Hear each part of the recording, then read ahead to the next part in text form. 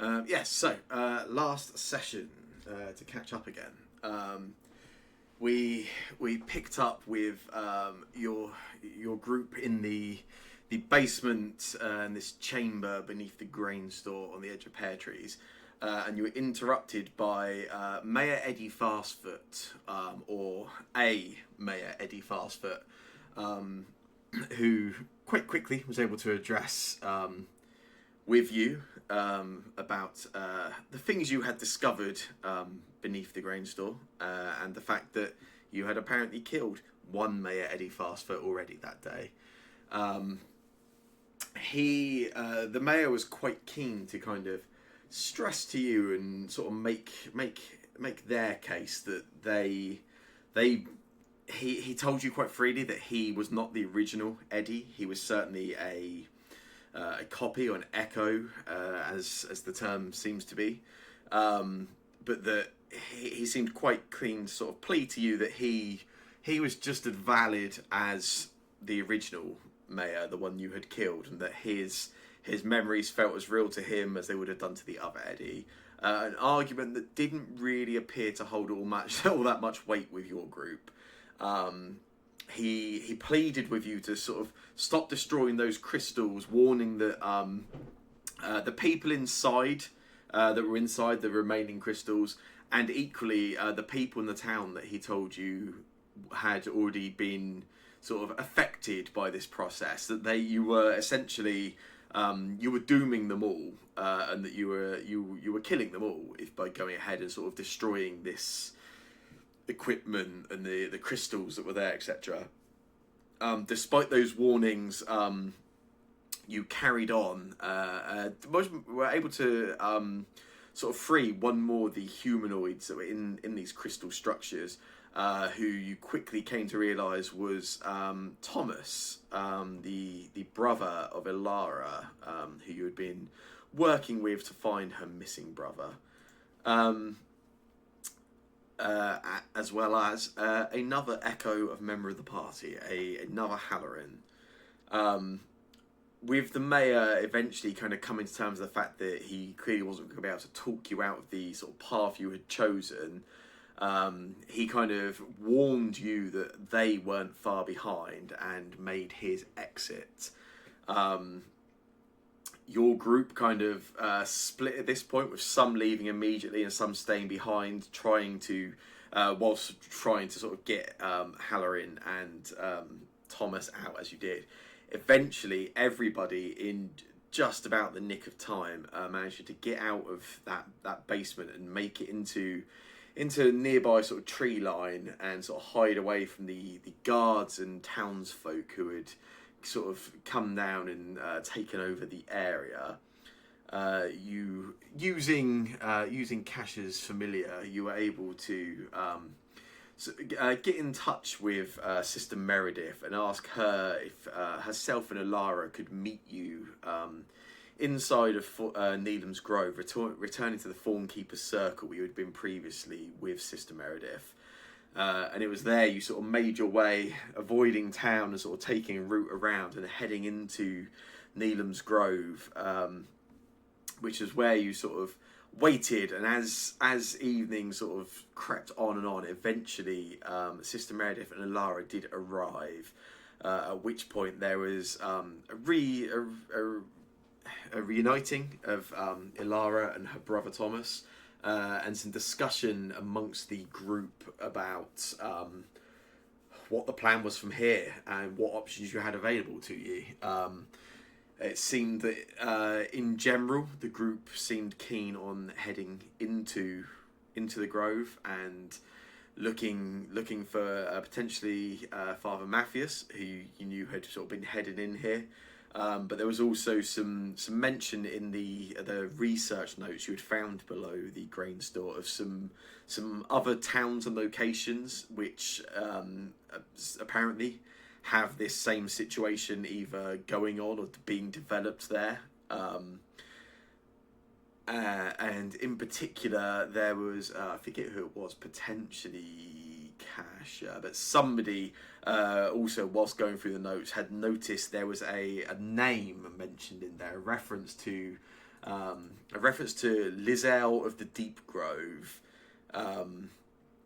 which there was a brief sort of attempt amongst the party to see if this sort of jogged or brought about any particular kind of recognition or importance or significance, but nothing really sort of triggering in anyone's mind, which was where we kind of left things. So as we pick up, it is quite late evening. It's sort of just approaching 9 p.m. It's, you know, sun has set by this point. You are inside of the grove, about an hour and a half's travel into the grove at Thornkeeper Circle, with the party, your three echoes, and also Thomas, Sister Meredith, and Ilara, which I guess is the point at which I turn it over to you.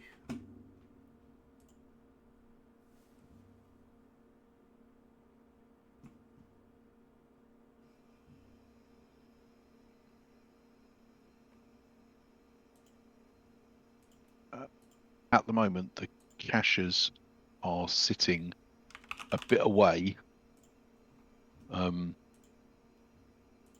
heads together, talking to each other in Orcish, with maybe a little bit of wild song as well, and a bit of exchanging stuff. They're obviously moving bits of kit between them.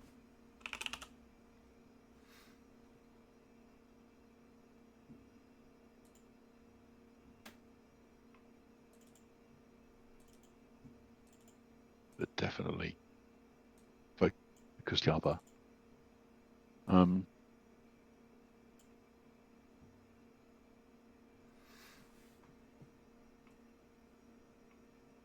What are the rest of you doing?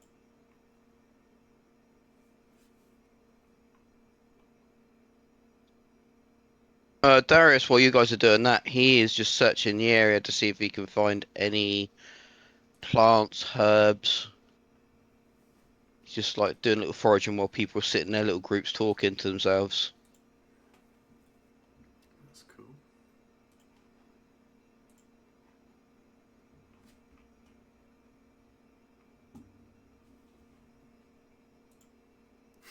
So I guess the main thing comes down to what do you guys want to do at this point, and how do you want to go forward from it? Yeah. Yeah, actually, that's a question I had earlier that I've completely forgotten about. Sorry to derail slightly now, but map. The thing is, we've got to make our own map. Fair enough, but do you have any tools in which we can do that? I have. Initially, I initially played around with trying to make this overly complicated, and then I realised actually the best way to probably do this was to. I haven't given you access. That's why. You should all have access now to a scene that's just called Map of the Grove inside of Foundry. Oh yeah.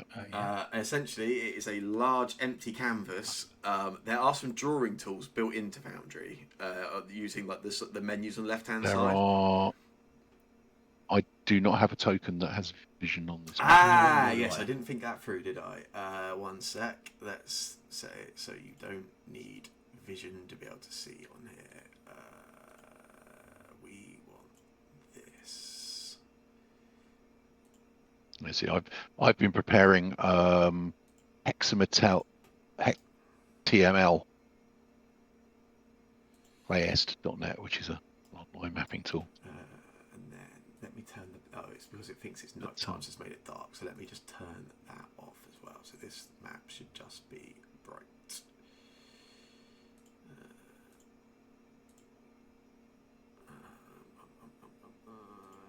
Is this set in here? Still black. There you go. There should now. You should just have a large. This was my best attempt at colouring it in a parchment type colour. I can see a parchment. Oh right, I can see a parchment. Yeah. So, well, it's not pre-hexed. I can turn a grid on if that makes it easier for you folks. Yes. It will certainly make it easier. I don't know. I think we could maybe decide whether we think that's relevant. Where are the drawing tools? And if you turn a hex on, Sam, probably don't make it the same colour as the background. Oh, I don't know. That might be a better idea. But yeah, where are the drawing tools though?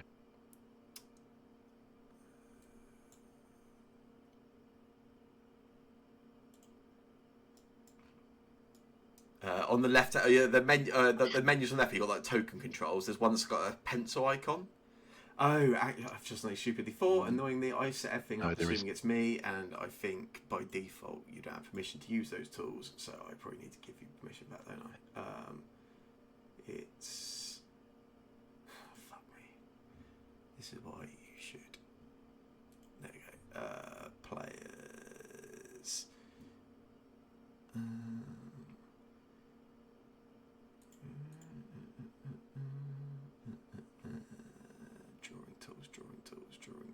Use drawing tools.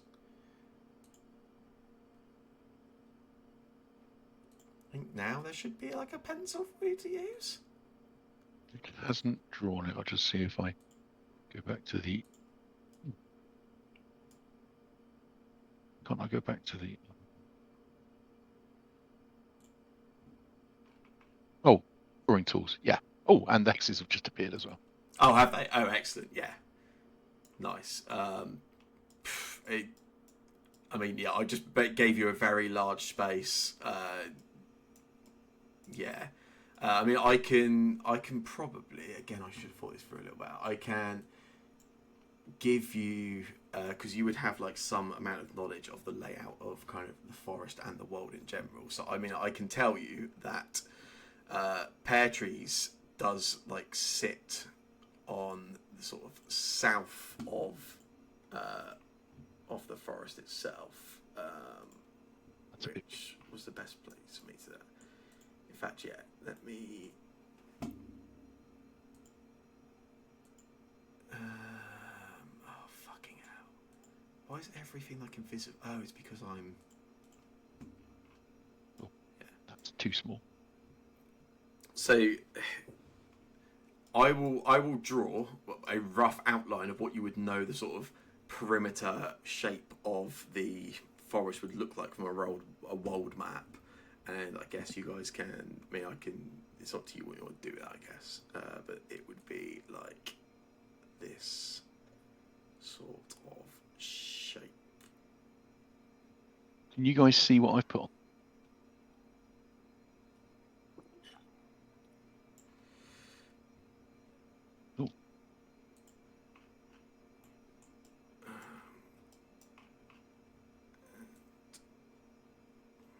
It's like a man wearing a hoodie. That's exactly what it's like. It's quite small.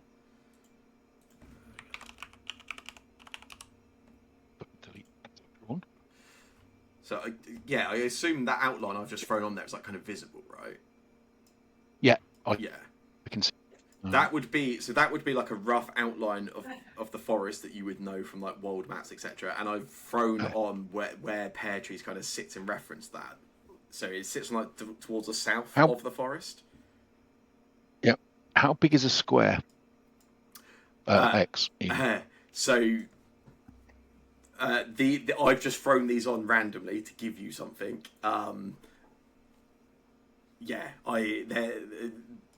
Yes. Yeah, that because I think maybe having the hexes causes a problem, but then it makes it easier for us to. I don't see how if we've got hexes we can particularly get lost. So my intention with having you maintain your own map was that there is potential for you to get lost, get it wrong, etc. I kind of wanted to put it on you so you can't just rely on a full map of the entire thing. Yeah, no, I think that makes sense. I mean, it just depends didn't even think of putting a grid on that. I've put them down now because maybe it just gives you a reference to work with. But equally, I can turn them off. It definitely does. I mean, you could make it. I don't know. It depends. I guess what do other people think? To make it less accurate, you could make it squares. Yes, I can certainly do that. that would make it a little bit harder for us to do it. I don't know if that really makes a difference. But what we would need to establish, I don't think the hexes on this need to be the same size as your hexes. Yes, they are But we not. do need to know at least approximately big hexes. So you're saying we are currently You're about an hour and a half in from the edge of the forest base. Yeah, to get to Thornkeeper Circle is about 90 minutes travel. So 9 travel is what? Is that less than a hex? 1 hex? That's kind of the...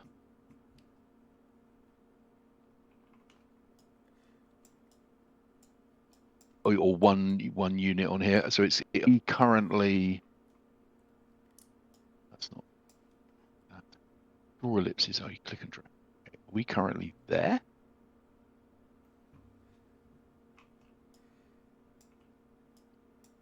Or are we nearer the edge? Or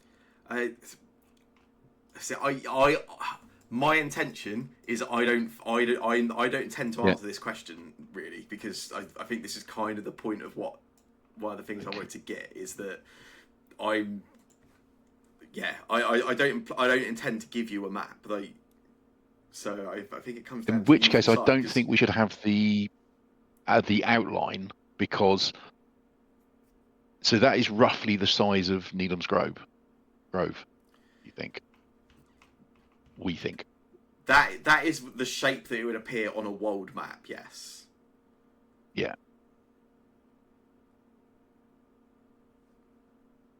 If this idea is terrible, I can just give you a map. But I just no, it's not terrible. I mean, we need to start somewhere. Is the point? And I guess you look at that.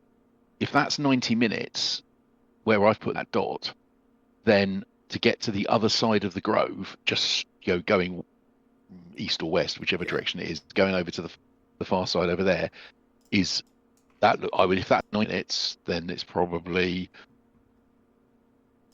a bit more than a day, but not much. Yeah, assuming the terrain was the same. Yeah, okay. This doesn't. Yeah, it's scale. It's basically scale is what I'm trying to get a grasp of. Yeah, I didn't think this through, I guess. Because without that, we can't draw it.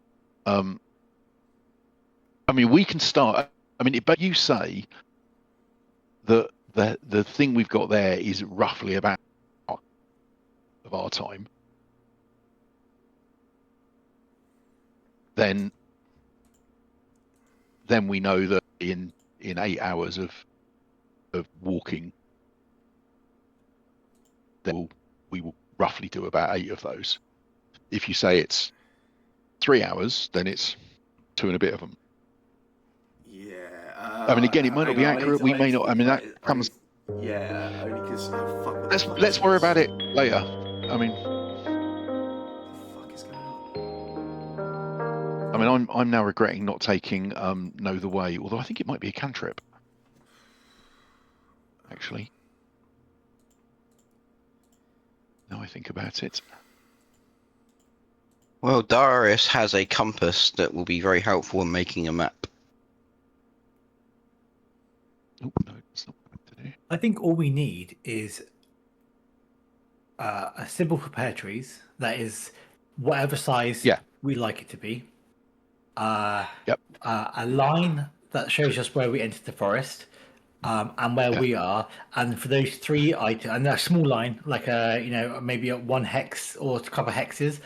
And for those 3 things to be roughly in scale, and I think probably for each of these things to be roughly an hour's travel at normal pace. I mean, I tell you what, actually, is it perhaps easier actually if rather than me having given a massive outline here, I can just put a screenshot of the part of the world map that has Needham's Grove on, even if it's just in a corner somewhere, so you can see for reference what the general. Yeah, I think that in a corner is good.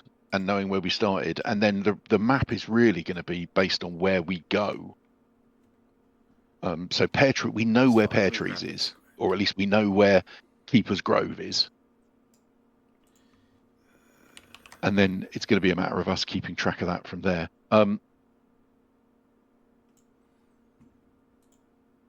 Yeah, I mean, making life a little bit easier. If I can work out how to get this text into the chat. There you go. And I could just throw this on here, can't I? Like Um, this. you probably need to think about, Sam, whether that's not going to work. Whether this is something you want to allow. That's not what I wanted either. They copy text.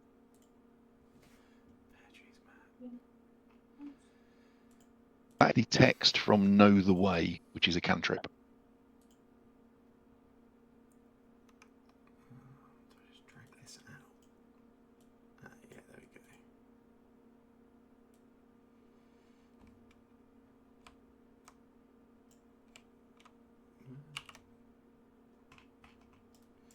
So that feels like it will be useful. There you go. I don't know if that's any help. That is a literal screenshot from the world map. So that gives you an idea of what this sort of shape is and where pear trees would sit in relation to the forest. And again, rough scale on each of those. Or how far is it from top to bottom? Oh god, yeah, I should have literally included the scale that's on this map in that screenshot, shouldn't I?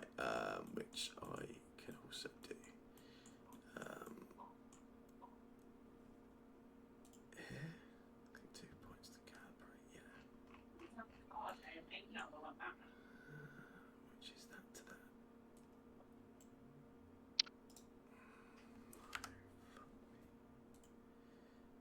This to this is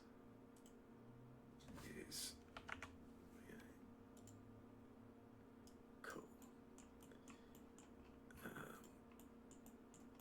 Oh, that was really fucking stupid, wasn't it? I was taking a screenshot of the scale that's on that same map and realised I've actually zoomed out, so it's got no fucking point of reference. But I can do this, can't I? Which would do the same thing. Maps are definitely a problem.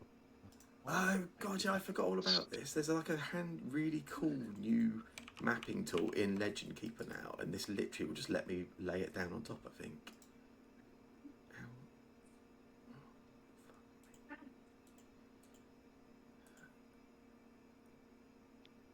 Okay, why can't I delete that says pear trees that I wrote on the map? So at its widest point, will that come up in a screenshot? Yeah, I think it will. Yeah. Let me do that.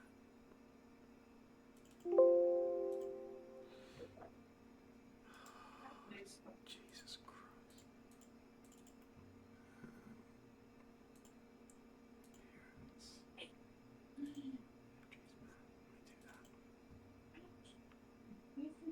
Just overwrite it? No, is the answer.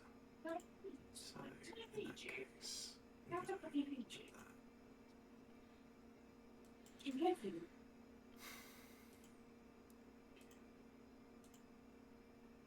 Nice. I think now that should have a reference. So, like at its kind of widest point, the lovely. forest is about 70 miles across. Yeah, that's cool. Which gives us, it's probably about 120 tall, and if you about 150 doing the diagonal. Yeah, I mean, if you measuring from the bottom to the top of it, it comes out about 130 miles. Yeah. Yeah, that's cool. That's good enough. It's cool. So if I could be asked, I'd count how many hexes that is from one to the other, but I can't be asked. My fundamental question, Sam, is literally just if you can put like a line where the entry of the forest is roughly, and a dot where we are now, because we obviously last session was when we travelled into the forest. I don't think we're that far in the forest, right? We've only just sort of entered the other side of it. From there, I think we can handle the rest of it. That seems cool. So what you the outline. So a line like between pear trees and like from pear trees where the forest is, like how many hexes away it is, because that's not super clear. And then like how do I even do lines? Draw freehand like this. Like I'm literally talking something like this, and then Yeah, like, cool. Okay, so you want where the edge of the forest? Yeah, that makes sense. Cool. Yeah, that we I can went certainly in. do that. Yeah. Those two things I think is enough. All we need, and then the rest of it we can figure out ourselves. And knowing that a hex is about an hour's travel at normal pace, blah blah blah, Yeah. we can then figure out from there.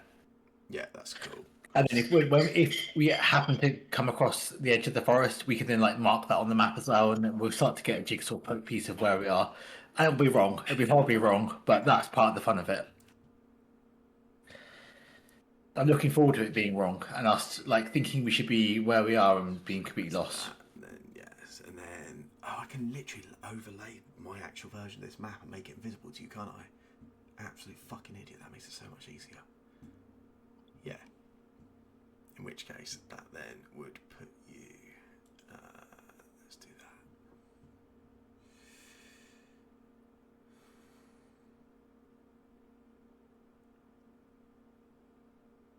So yeah, there I guess would be.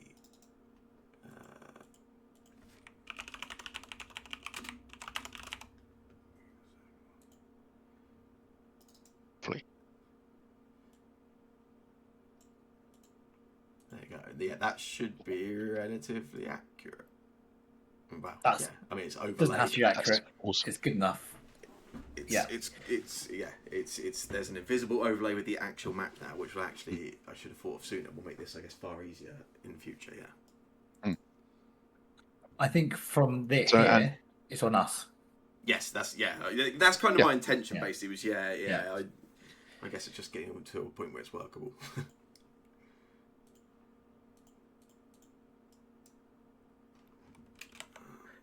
Yeah, I think all we needed was just like the reference points that we missed in inverted commas from last session, and then with the rest of it we can figure out.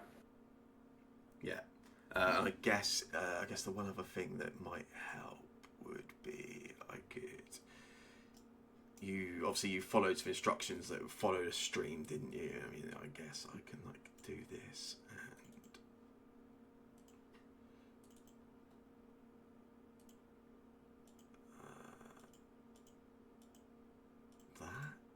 No, maybe not. Can you not change the colour of a drawing? No, maybe not. Okay, well, it was an idea. Yes, you can. You absolutely can. There you go. That was a stream. Perfect. Yeah, I'll let you wreck it from there, I guess. Not for today, but in the future, it might be cool if possible if there's a way of like dropping a pin that can add a comment to something. So if you want to make more detailed notes rather than just writing Thornkeeper Circle, we could write, what have you.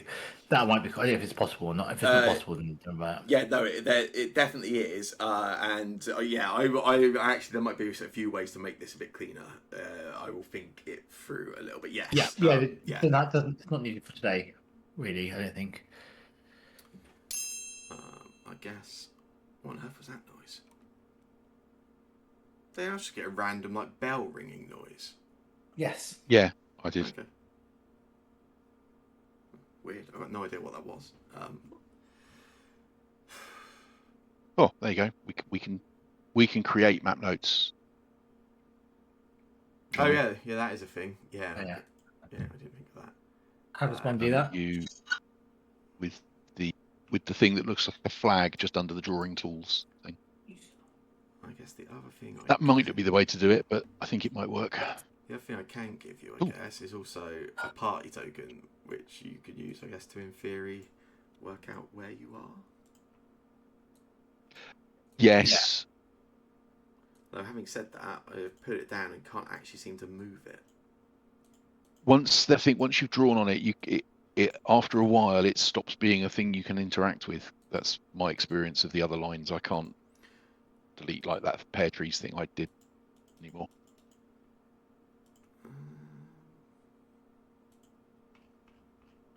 Oh really? I have to erase it. Maybe that's how it seems. I can see you have to choose. There's like right at the top. It's called select drawings. Yeah, it's like a little box. I've got that. It won't let me select anything anymore. Oh really? Oh, okay. But again, that could be a Foundry reload thing. If this becomes horrifically unworkable, worry about it. I'll worry about it later. Oh, you see, you can move it. So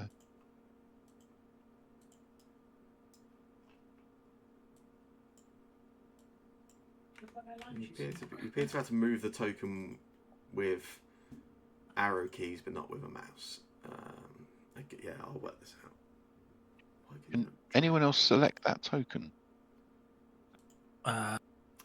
Yeah. You'll have to come off the drawing tools back onto the token. Yeah, I can hover over it and I can see the map because weirdly, if you're on like the person token controls, you don't see the map until you hover over it and then you can see it, which I kind of like actually. I can't actually do anything with it. I can just hover over it. That's weird, isn't it? Also, I made a test note, but I don't think it quite worked because I'm not struggling to delete it as well. Because all it can do is link to a journal article, but we don't have an option to add journal entries, I don't think. You could create another kind of note, I thought. Or at least just with just even saying this is a test note, probably do.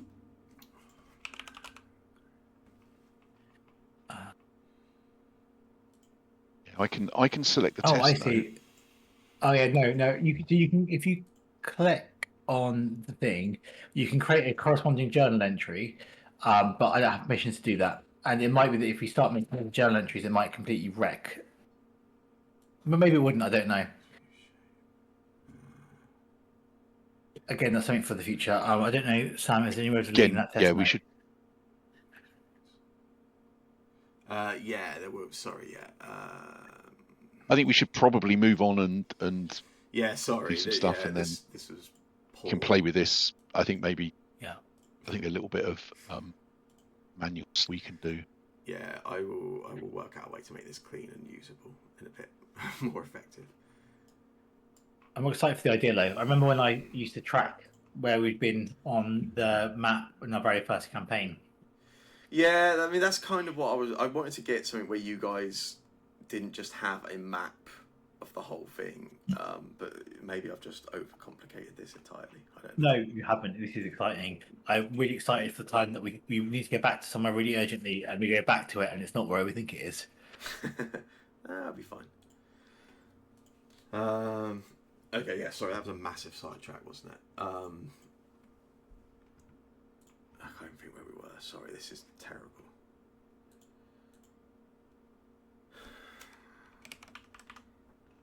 Oh yeah, so I guess it was about what you wanted to do, wasn't it?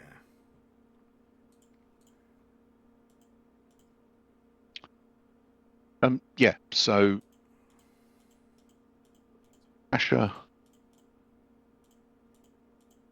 doesn't want to go to Griffin, still want to go out to Pear Trees. Wants to go and find Liesel of Dark Grove.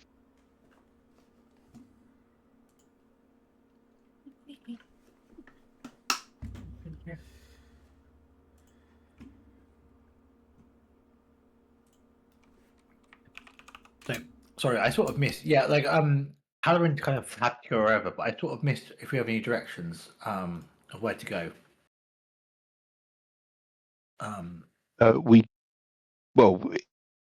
We did get the notes from Matthias, which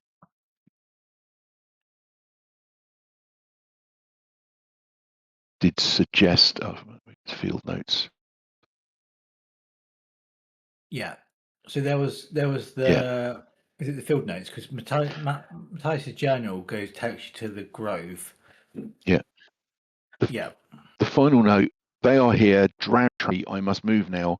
The path northwest, 20 miles. The ruined sanctuary. Find her. Free her. But then my vote is that. And that's only 20 miles, which is nowhere. There's a day's journey, 2 days with some of you, maybe. Then one of the cashers looks over at Darius and says, maybe 3. That's not kind.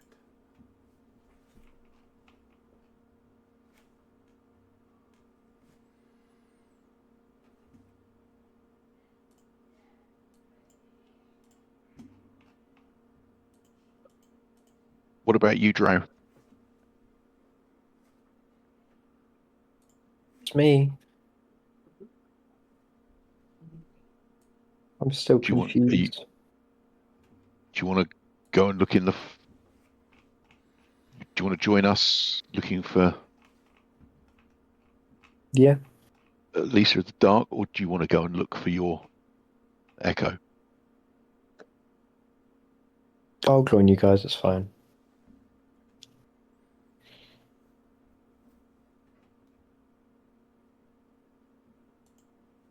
Old man?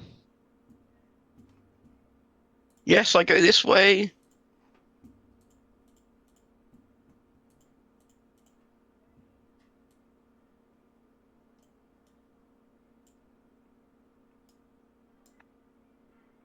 Sister?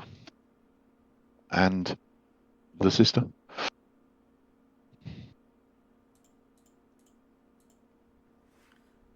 What's that? Sorry, about them going further, deeper into the forest. Do with you? they want to come with us, or go to Griffinsteel? Or I mean, do they want someone to accompany them? Sister Meredith seems rather undecided and uncomfortable. She, when she was in the Grove with you previously, had kind of made it quite explicitly clear that she really didn't like the idea of ever being back here. Equally, has just come from town where she said she'd seen. I think she had even mentioned that she had seen multiples of some of the same people in the town at the time.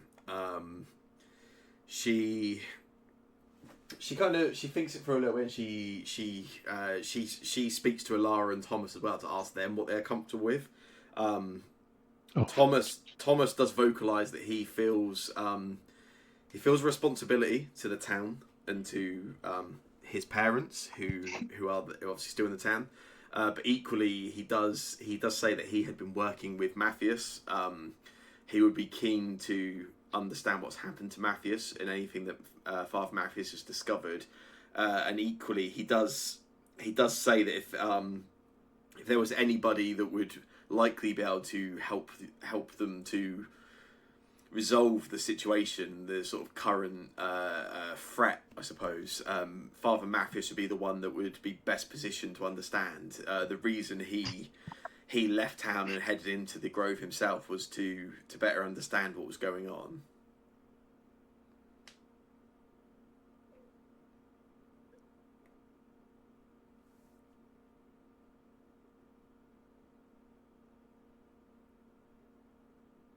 I think we should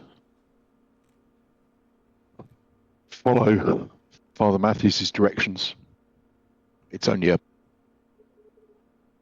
2-day journey into the forest. Find this ruined thing, the ruined sanctuary, and then see what from there. Yeah. That's traveling through the forest is not going to be easy. Do you all think you're strong enough? Ilara certainly seems quite uncomfortable. But Thomas kind of reassures her that he's obviously with her and that he won't let any harm come to her. Sister Meredith again kind of defers back to the party. She tells you that the encounter yesterday with the Ngobu in the forest was enough to make her never want to be here again. But equally, she feels safer currently with a group who understand, or at least are aware of what is going on and what the situation is in town, than she does remaining there. And outside of that, she says she doesn't really understand what her best options would be.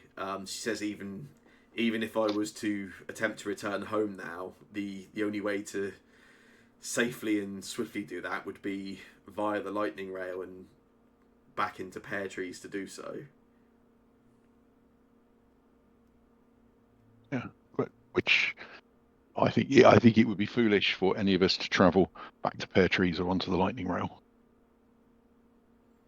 If someone wanted to warn Griffinsteel, I think they would have to travel on foot. Meredith, she does speak up. She does tell you she has travelled distances around in some of her sort of pilgrimages and some of her activities in the past. She's not uncomfortable travelling off road, but it would, a journey from Pear Trees to Griffinsteel on foot, and at least initially maybe avoiding the town and some of the sort of closer roads to the town till she was some distance away is quite some journey.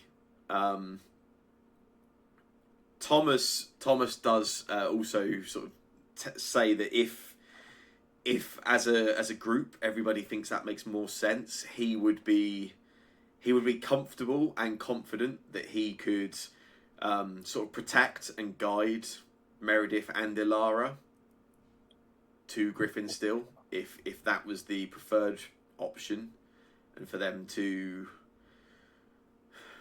warn or inform, and he sort of trails off a bit unsure of what the best route would be from there.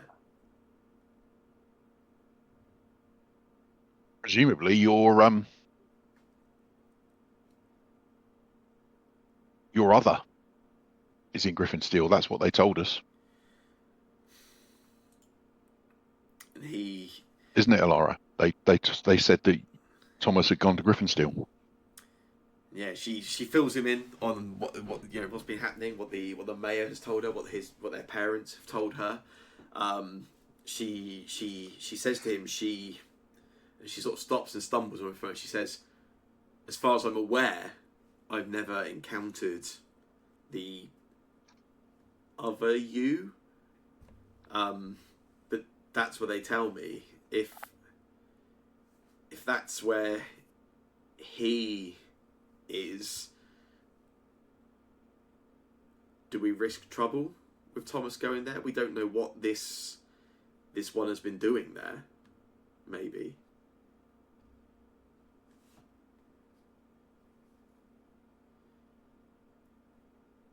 Thomas again doesn't seem lacking in confidence. He immediately almost sort of tries to reassure his sister and says to her, if the other is causing trouble, that he would be able to handle that.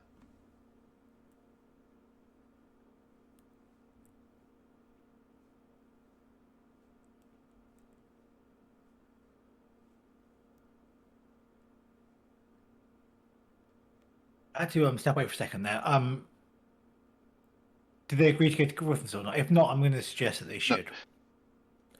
No, they've kind of gone, I could go to Griffinsteel, I could not go to Griffinsteel. I think they're looking for I'm going to guidance from us. suggest that they do.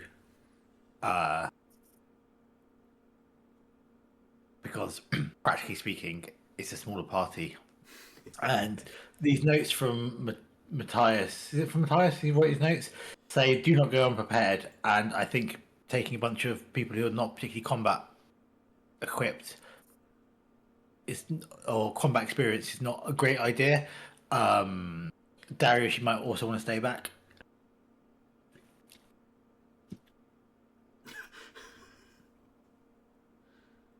Is there any way? Is there a response from him? Can we take a copy of the? Start again. Darius, have you got any quick way that we could take a copy of the notes that we got,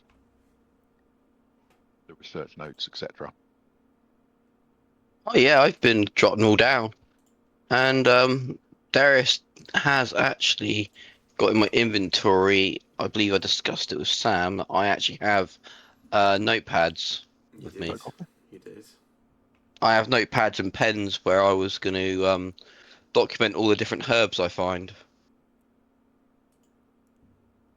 In which case, perhaps you take a copy of these notes that we've got, and then we give them to Sister Meredith, and she takes them, and they head to Griffinsteel and warn Griffinsteel. Why don't we give them the real ones and we take the copies? That's what I said. Yeah. I'm fine with that. I think that's a good idea Mm. for. I'll keep all these in my notebooks. I mean, realistically, they're either gonna die on the way, or they're gonna get there and show them to a very friendly guard who'll probably tell them to fuck off.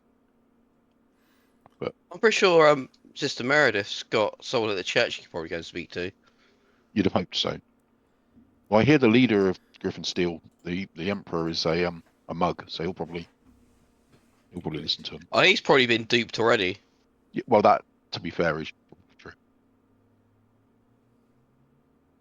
But yeah. So we're going to send them off. In which case, Kasha will give all the rations she's got if they want. 2 weeks of rations, which is. How long does it take them to get to Griffin Steel by foot? On foot, I mean, it would certainly be a journey. Thomas kind of estimates that if they were to make that journey by foot, especially sort of avoiding any of the sort of main routes initially, he thinks it could be, if they did the whole thing on foot, you are probably looking at the best part of maybe up to a week even.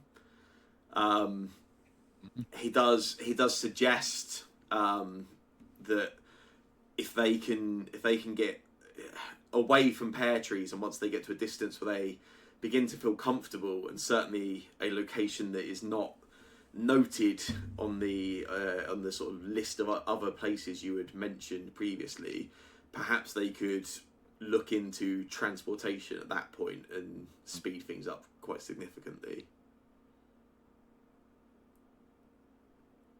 So I will give them some of my rations. But yeah, I mean, So on foot, the journey is the best Yeah. part of 300 miles. It's how much rations have you got? I've not put mine in the thing yet, so I've still got. Yeah, how much have you got? I got 14 days, I think. I think if you give them that, Yeah. that is pretty much. It's not 1 week for all three of them, but you know. Okay. We can forage the forest for. And missing a meal won't kill them. Yeah. Okay.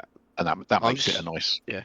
Nice I'm going to delete all thing. my rations then, Sam. Is that all right? Yeah, absolutely, yeah. I have got 14 days, right? I suspect so. That's probably pretty much what everyone's got, I think. But yes, you do, yeah. Cool. I'm just going to delete that and say mine's gone to them. Okay, yeah. There you go. I've given them all my rations. Lovely. So, Palian, have you got any rations on you?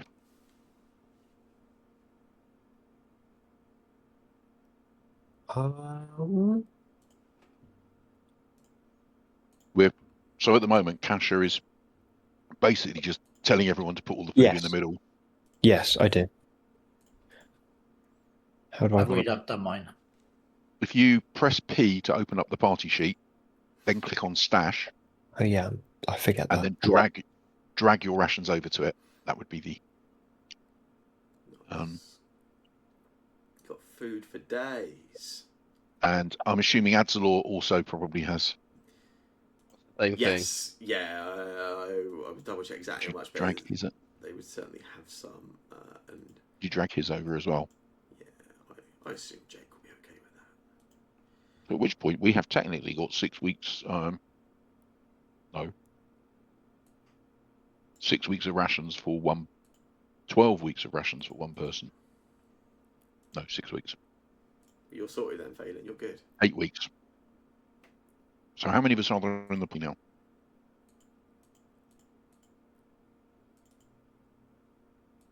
Eight. Oh, that's handy. I think there's 5 of us usually plus. There would be. There would be actually. Yeah, funny enough. Yeah. Yeah. So handily, we've got 8 weeks worth of. We've got a week's worth of rations each. I planned this part, obviously. Yeah, that should be. That should be. Perfect. Kasha says that should be plenty. If we forage as we go. Should we set up teams of what they're doing for? Maybe certain people are better at getting like meat products. Do that. Other people better at getting like fruit and veg and stuff. Do that. We don't need to. I don't think we don't need to get that far. There's a thing about foraging in the stuff that we sent. There is. Yeah. You need to have survive. You need to be trained in survival. Yep. So I'm a who's trained in +9 on survival. I'm not Yeah, trained in survival. I'm a +10. So I believe everyone in your party is except for Halloran. Oh, and there's 2 of them. yeah. So there's foraging. There's searching for healing herbs. And there's gathering materials, although that isn't food. Yeah, that materials are basically for crafting, mainly ammunition, but maybe other stuff if you need to. Yeah. Maybe we just leave Harren to set up camp while we're all getting food products. Well, we don't need to do it today. Tonight, we're planning Yeah. on resting because we're knackered. But yeah. Yeah. There's also plenty of other things I can do.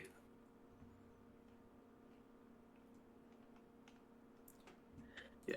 Okay, so we have a plan, right? Then the 3 non NPCs are going to go to Griffinstill. We're give them a bit of food, send them on their way. Yeah. We're going to head northwest. Do we have there's 2-way speaking stones still? Am I imagining that? Not speaking stones as such, but yes, you have got the communication stones. Yeah. You do Could colours. we give them one of them? Because if they find information that we need, or we find information that could be useful to them. I mean, we could, but I don't know how much. You might want to consider how they work and like the text on them if it helps anyway. There is a limit to their distance of how useful they can be. And we don't if it's not useful. So yeah, 15 miles is the furthest distance they will operate. So I guess we say, oh, we should take those, and then they belong to Erin and whatever his name is, don't they? So they were theirs, if I remember correctly. We find them actually. I think they were, weren't they, Sam? The Farlight Stones, they were Thomas and Alara's, yeah. Yeah, so they will quite quickly go, oh, that's a great idea, but it doesn't work over. Yes, Thomas would quickly be able to tell you that it wouldn't be functional, yeah. In which also, case, we promised to give him his stuff back, like his Earth Staff, a ring, and something else, right? Was the Earth Staff his? Yeah. I don't believe so. Okay. I thought it was a weapon. No, we got that. We found that somewhere. I've definitely got a definitive list here. One moment, but I'm pretty sure. I know Phil wasn't there when we did that one. Oh, that is also true. Yeah, that's a good point. It was the week Phil wasn't here, if that helps. So I'm going back to see which of these various sessions it was. I know the ring I've got is his.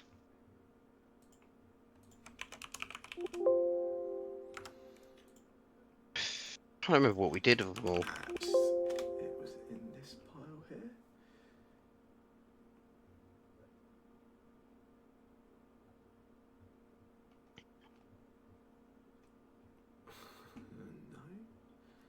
No. I am pretty sure it was not one of his. Here we go. Yeah. Yeah, the staff was given to you by Old Man Garrett, the elder gentleman in Pear Trees. That's right. Yeah. Oh, the youth. Although, actually, Sam, can I use the Staff of Earth? I know we've discussed this before and I've forgotten. Can I use the cantrip and the spell effect from it? Yes, from memory, I think so. I'm pretty sure they are spells you would potentially have access to. Yeah, if I recall. Okay, that's cool. I can check that actually. Okay, yeah. In which case, I keep it because if I couldn't use it, even though it's a +1 weapon, I'd be tempted to give it to Thomas. Yeah. They are spells that you would be able to use. Okay. Through the staff, in which case they can't. In which case they can't have it. Just a reminder, I guess the items that you found that belonged to Thomas or to Thomas and Alara was the two Firelight Stones, the Ventriloquist's ring, and the Bracelet of Dashing.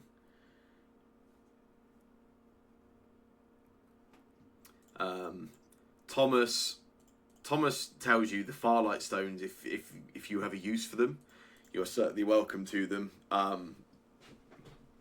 He tells you the other two items, the Ventriloquist ring and the Bracelet of Dashing, he says they are certainly of value to him, sentimentally, if nothing else. He tells you the monetary value of them is irrelevant to him, but they hold value to his family. He tells you that both of them actually belong to his grandfather. But he does also.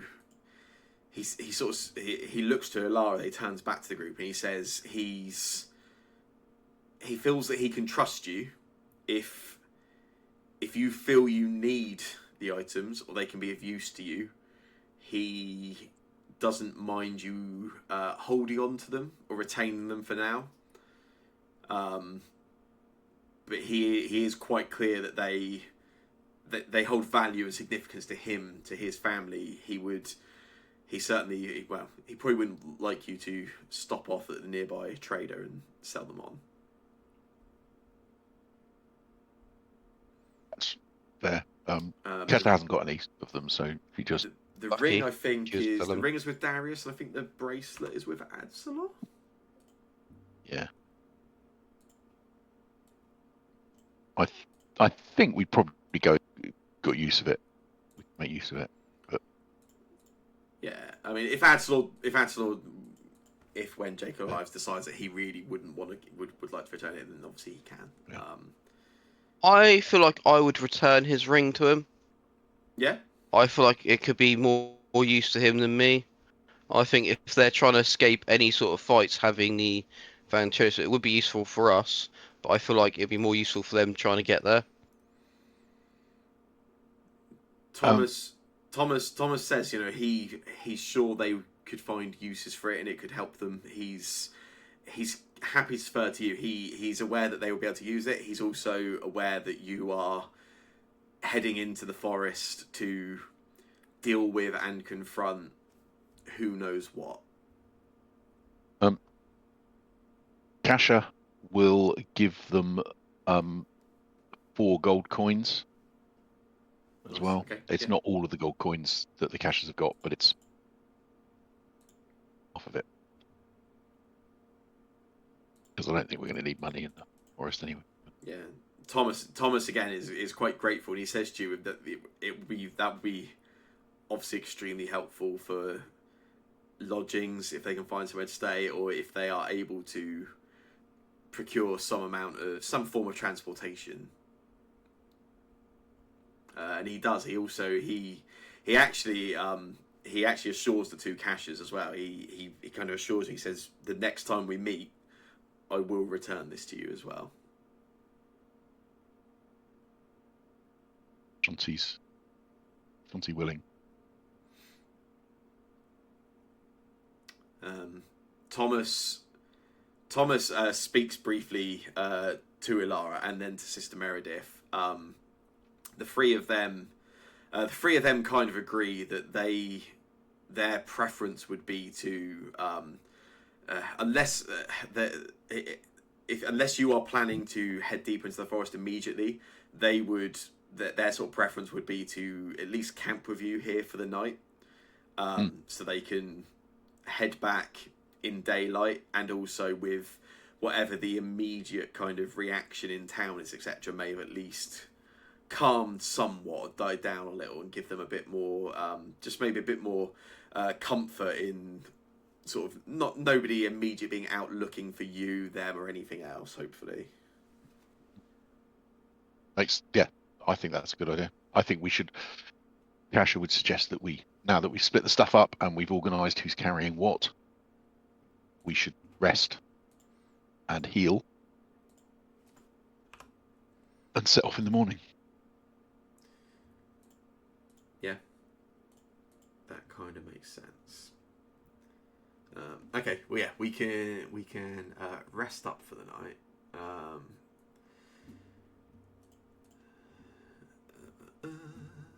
Like that, perfect. So yeah, anyone can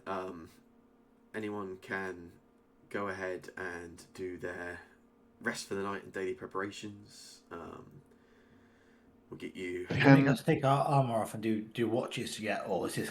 I'm quite happy for this one. Like, if you guys are in a relatively comfortable place before you start heading deep into the forest, etc. Yeah, you're okay for the moment. Can we hand wave, if nothing else, abusing cornucopia and lay on hands to get everyone back to off wounded and hit points? I think that's entirely reasonable. I think unless you're in some kind of time sensitive situation because of the amount of healing options you have in your party, it's as long as you are willing to spend time, you can certainly rest. And if you are resting overnight uninterrupted, there seems to be no reason that you can't get your entire party to full health. Yeah. I'm actually less bothered about the hit points and more bothered about wounded. Oh yes, that is also a relevant concern, I guess. So okay, so I've done that. So now I can do. The only thing, just to make my life easier, anyone that heals by that route, I'm not tracking the healing for your your ongoing campaign. That's fair. You're on your own for that one. Oh, I see. So I expend. So, is this the staff you're looking at? Yeah, so I can put a spell slot in it, and that gives extra charges. Yes, yeah, you can sacrifice a spell slot to give it extra uses. Otherwise, it just has it's the sort of default amount it would have. Yeah. I think maybe I need to be another level before I start doing that. I'm also going to assume that only one of the two cachers gets to do the familiar stuff with. Yeah, I think that makes sense. Yeah. Otherwise, I have to start maintaining 2 thorn leaves or something, or giving them just loads of things. No, I did consider spending some time and casting Find Familiar again, but or whatever the create a fleshy thing. I think it takes a week.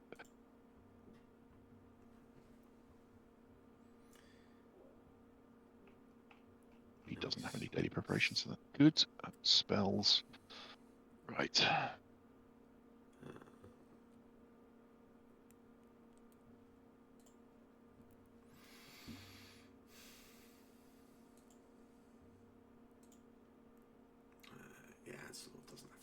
I just healed Adslor up and rested them. He has no choices to make in the mornings or anything, so I guess that is fine. I can do.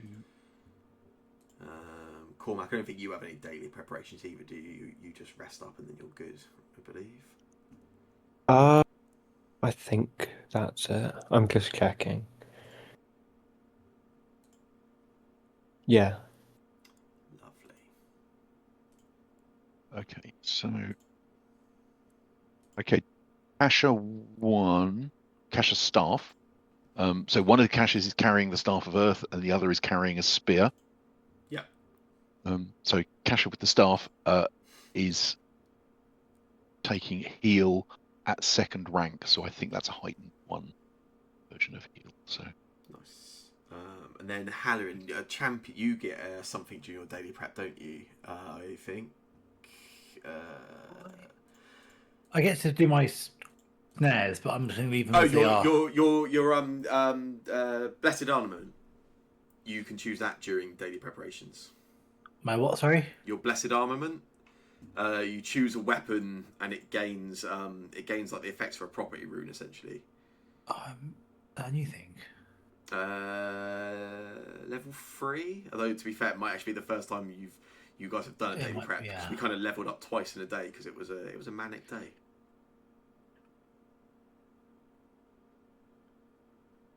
Because we play with GM, there's no concept of time. No, it's because experience is non-linear, Sam. Exactly. In life as well as in this game. Very much so. Are we saying that both Hallorans get this or just one? Yeah, sure. Yeah, absolutely. They can both get it. I think that's reasonable for that one. Oh, fine.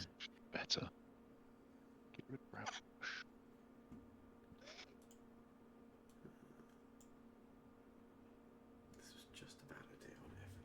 Do you have a healer's kit, Halloran? I don't know. Which is a bit annoying, Do- but there you go. Well, I've got one, but I don't need one. Okay, I'll gladly take it. I will send it over to you.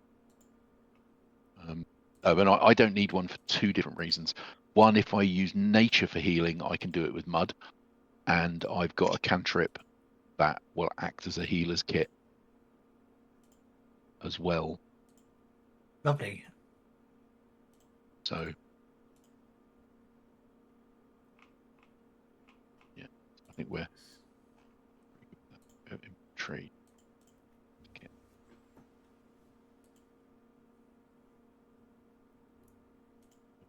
Try to get sheet. He's injured. Just throw some mud on him. Which one wants it? Halloran or other Halloran? Halloran.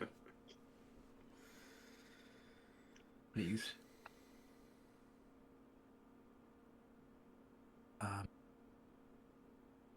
Sorry, my preparations are taking a bit of time because I've got. Yes, okay. If it's popped up for me, give me a second. I've got a few things up on screen. Yeah, no, I'm not sure it has. I don't know what's happened to it, cool. but we'll worry about that later. I've But hopefully spells. dragged the rune onto here, but I'm not sure I have or not.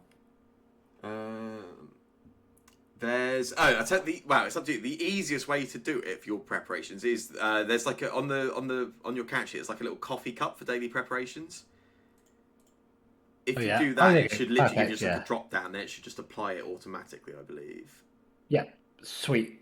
That is way easier than what I was trying to do. Yeah, you can do it manually by dragging the effect onto weapons, I think. Yeah, I think that's probably the easier way, yeah. Mystic Armor do. Swan Light Burst.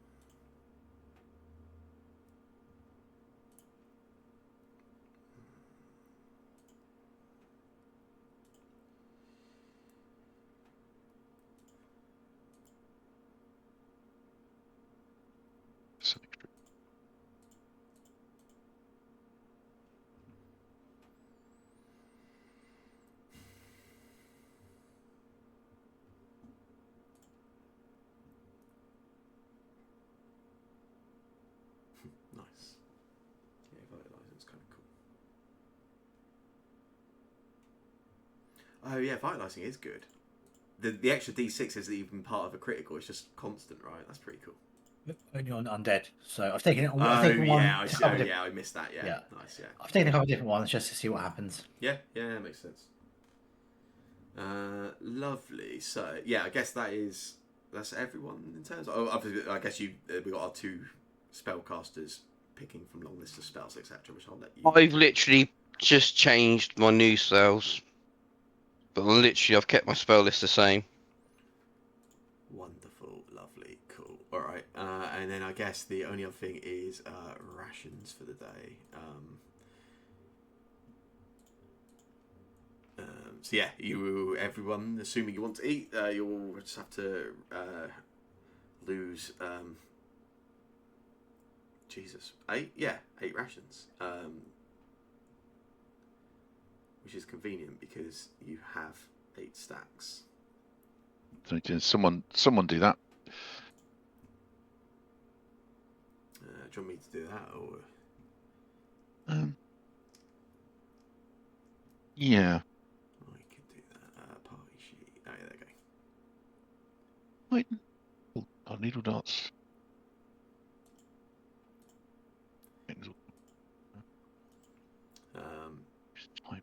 As everyone is sort of waking and making their preparations for the day,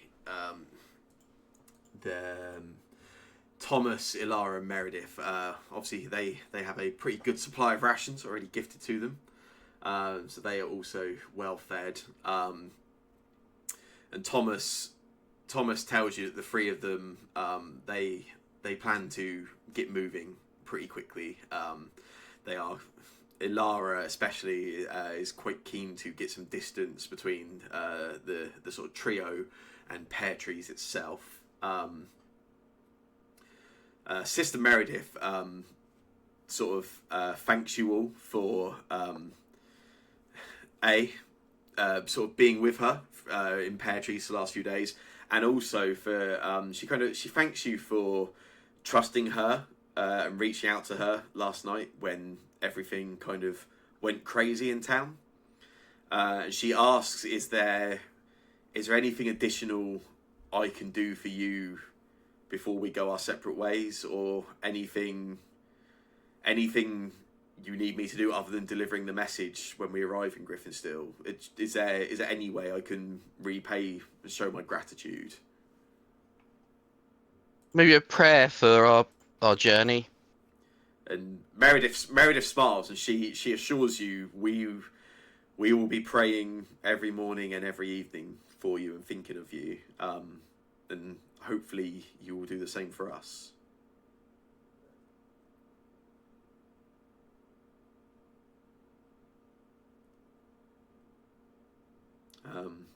At which point the three of them they begin packing up what sort of small amount of things they have to travel with. Thomas, particularly to you, Darius, thanks you for protecting his sister and for breaking him free. He tells you that he says it sounds silly, but I feel I owe my life to you in a way. I don't know what my fate was if I had been left there. And he kind of he tells you he will make sure the other two, they get safely to Griffinsteel, and they will find whoever they can as high as they can to let them know what's gone on. Essentially, he assures you that the delivery of the message is in the safest of hands.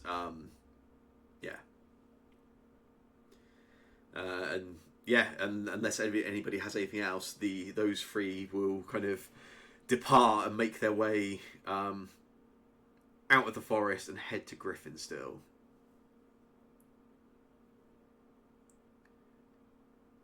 That's good. I think that makes sense. Cool. Goodbye.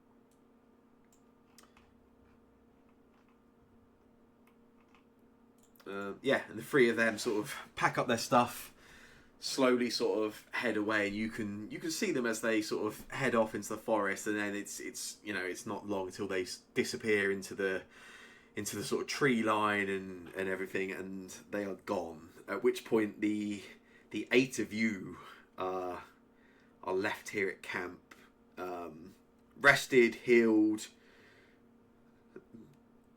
prepared. Well, at least prepared mechanically. I don't know about anything else. And yeah, I guess it comes to you of what you wish to do. If you're all sorted and good. Should head northwest, I think. Phil, before we carry on, can you send me the healing kit? I tried. Let's see. Where is it? Still on my character sheet. It's still on my character sheet. Oh, it looks like I can't drop it on there. I think I might need to wait till I can see your. Oh, let's right click on it, maybe. No. What are you trying to Just say? put it in the party stash, and I'll pick it up at the party stash. Oh, that's a good idea. I definitely do that. Yeah. P for party stash. Over here. Oh, I did just get a message from Jake, by the way, he's not entirely sure he'll be here. Parents' evening ran late and they're getting food and stuff, so he suspects he probably won't make it.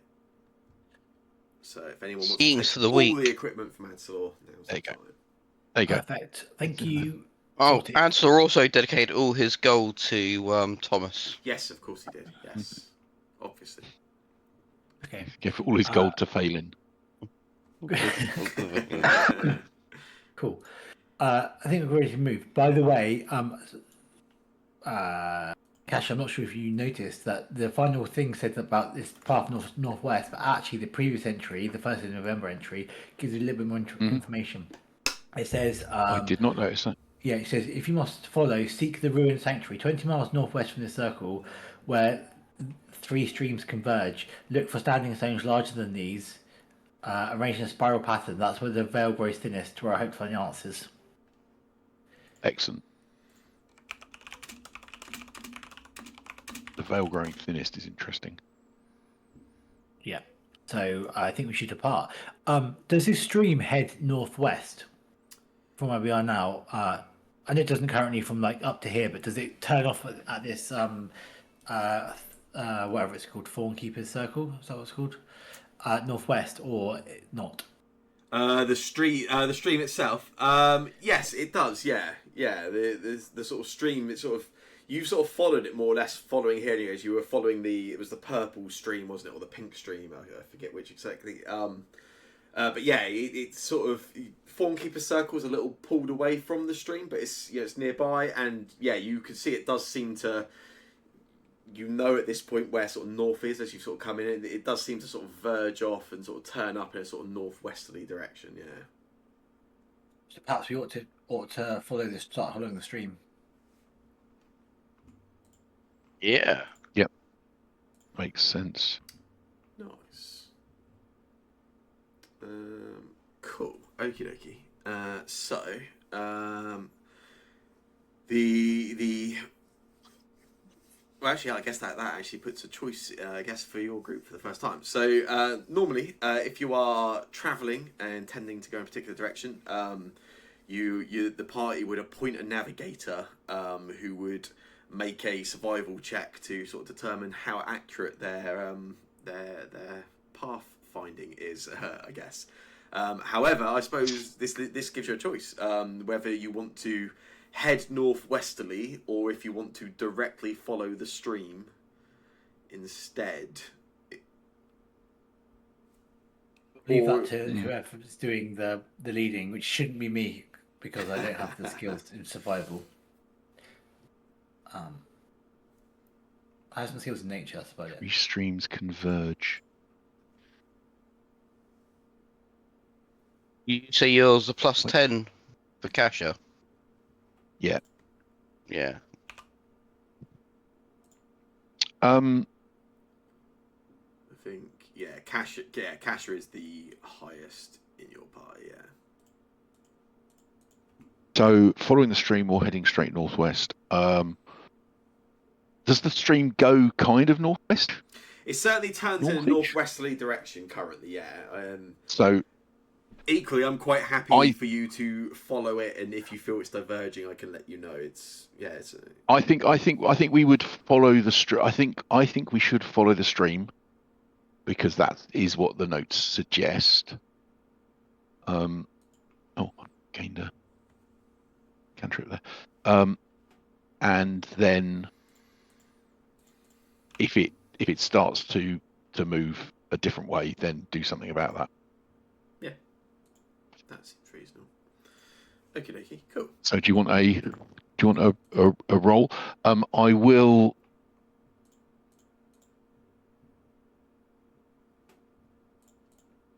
Cast. Doesn't really say.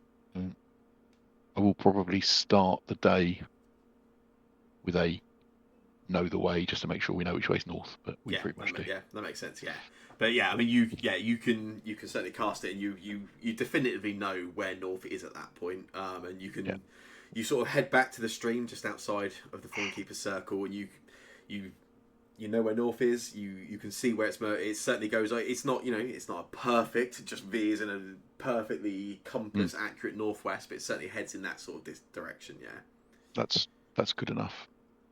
Cool. All right. In which case, what I will do so is. Do you want a roll? Let me just switch this very quickly to this. 1,000,000 times better. So what I'll do, I mean, obviously you're intending to follow it, but I will get you to make a roll, and obviously if you feel something's going wrong at that point, you would kind of know. So yeah, if you want to make a secret survival check for me. Is it Alt for secret? Oh Jesus, it's been a while. Control, I think. It's right? Control, because but it's Control, but luckily it pops up the dialogue box so you can actually see what it's going to do. Yes, there we go. And lovely. Okie dokie. So you have some directions from the sort of journal you found from Father Matthias. You sort of start following the stream, with an idea at the same time of trying to keep conscious of if this sort of veers off course from northwest or not at any point. And then I guess the only other thing that matters is if anyone, whilst we're travelling, if anyone's doing any particular exploration actions or anything.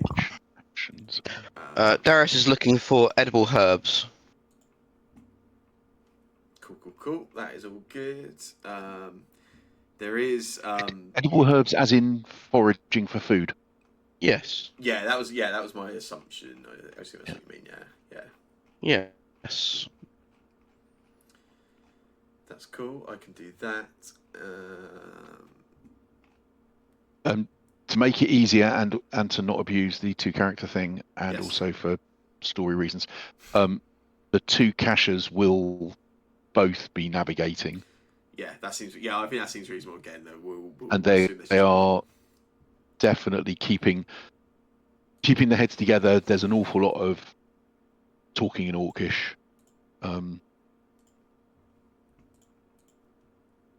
I will be reading the Grove. That's cool. All right, that's cool. And Cormac, any particular exploration actions for you? Not that I can think of. No, that is fine. Do you know what your options are? Are you aware? Or Not really. I'm not good at the exploration part. that's cool. I mean, there is if you go on your character sheet, you know where like your actions are for like when you're in combat and stuff. There is an exploration tab under there, which actually amusingly on your character is actually blank. I've just realised. Yeah, that's why I I didn't. think you have to add them manually. Yeah, but maybe you do. Yeah. Can I drag them from another character? Yeah, apparently I can. I will just drag the options over so you can see what they are. And actually, I will those extra ones that I've got for in the Grove, I will add to here so everyone's got them before next time in one place, I guess. Actually, some of these probably aren't overly relevant to your core map. I'm just going to drag them so you've got them all for reference. They're basically when you guys are traveling like overland or anything like this, like there's things you can do during that time to aid or things like that. Do you know what I mean? Or potentially sense trouble ahead of time by scouting, things like this, essentially. But yeah, I'll let you read for those and we can continue for the time being. Cool. So yeah, you start heading off in that direction. The 2 cachers leading the way, following along the path of the stream, but also sort of staying very conscious of keeping sense of the direction, etc. In terms of those doing actions whilst we're travelling, I'll do you first, quick, Darius. Excuse me. So yeah, if you want to make a survival check for me, Darius. Secret, or does it not matter? Yeah, it would be secret for this, yeah. Nice, wonderful, lovely, good. And that will be that result. Lovely. Oh, that actually works. Nice. I'm not as used as I thought. Cool. Yeah. So as everyone's sort of traveling, Darius you're keeping an eye out for sort of any herbs or anything like that you can find. You pass a few bits from time to time. You pass what looks to be like a blackberry bush, but there's very little on it. There's enough that you can literally pick a few and sort of munch amongst the party, but it's not really in any kind of notable amount that would be enough to really sort of make anyone sort of less hungry. It's certainly not enough to increase the rations of the party as a whole. You find a little, just nothing worth Snacks. moving overall. Yeah, exactly. And for Halloran, you can your choice make a this one doesn't have to be secret, I think. Yeah, you can just make a nature arcana check. Your choice of which, and yeah, this one's open information. There's nothing secret here. Nice. What a show off. So yeah, you're sort of following behind again, and you're sort of consciously sort of just trying to align yourself with this new environment and this situation. You quite quickly notice that there's a lot more sort of wildlife and life and sort of movement and motion around than you would sort of initially sort of notice. There's a lot of you quite quickly pick up, especially like up in the trees. There's a lot of sort of birds and movement and stuff like that. In particular, one of the things you begin to notice is there's a number you can sort of spot around of these. They look like ravens, a sort of similar size as a raven, but they have this quite distinctive sort of pattern of feathers that sort of go. I guess for lack of a better term, almost sort of like a mohawk, it sort of sticks up this sort of pattern of feathers across the top of their head. Not a type of bird or animal you've seen before or you recognise.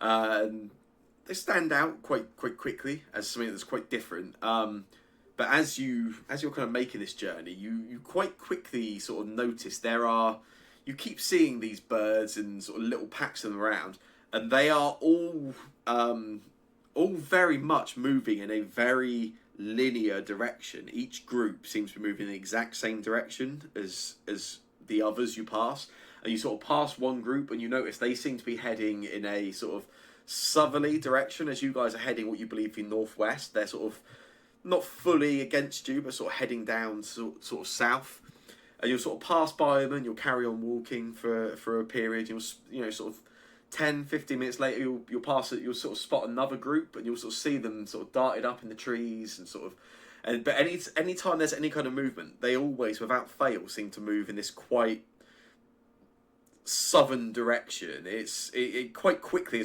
once you become aware of it, it stands out as it's very uniform, it's very linear. I will point that out to Kasha and say, have you seen these birds? I've not seen them before, but they're all heading south. I don't know if they're migratory birds.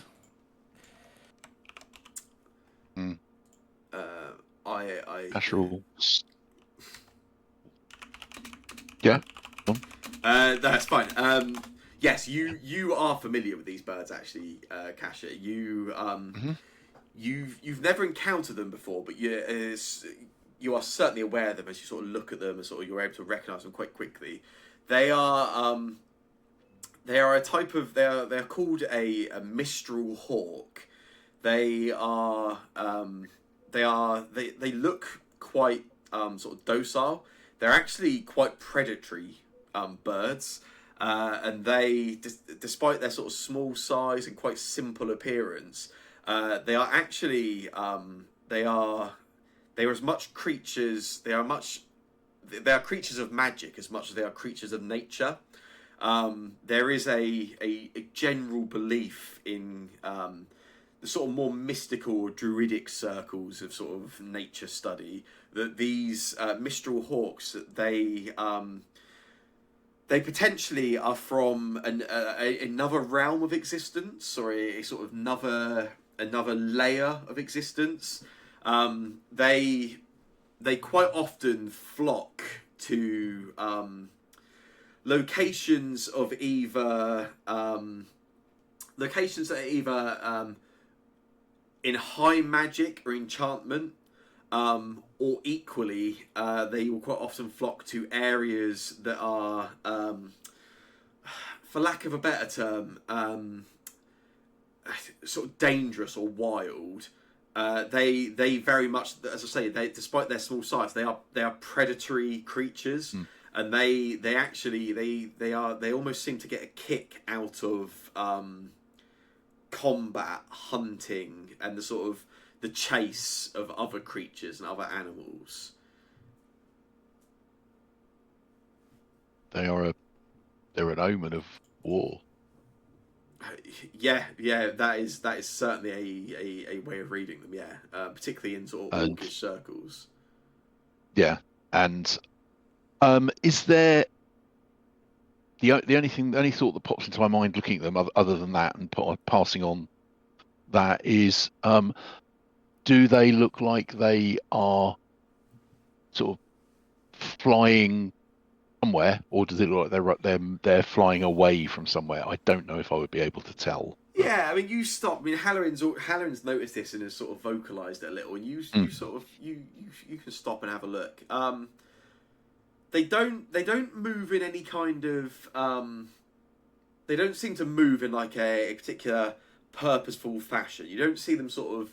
It's not like they seem to see something and move in that direction, anything like that. And they don't even move immediately in that direction. Like I said, they stop in the tree lines. You see them sort of stop and sort of perch up on a branch, and they pause momentarily.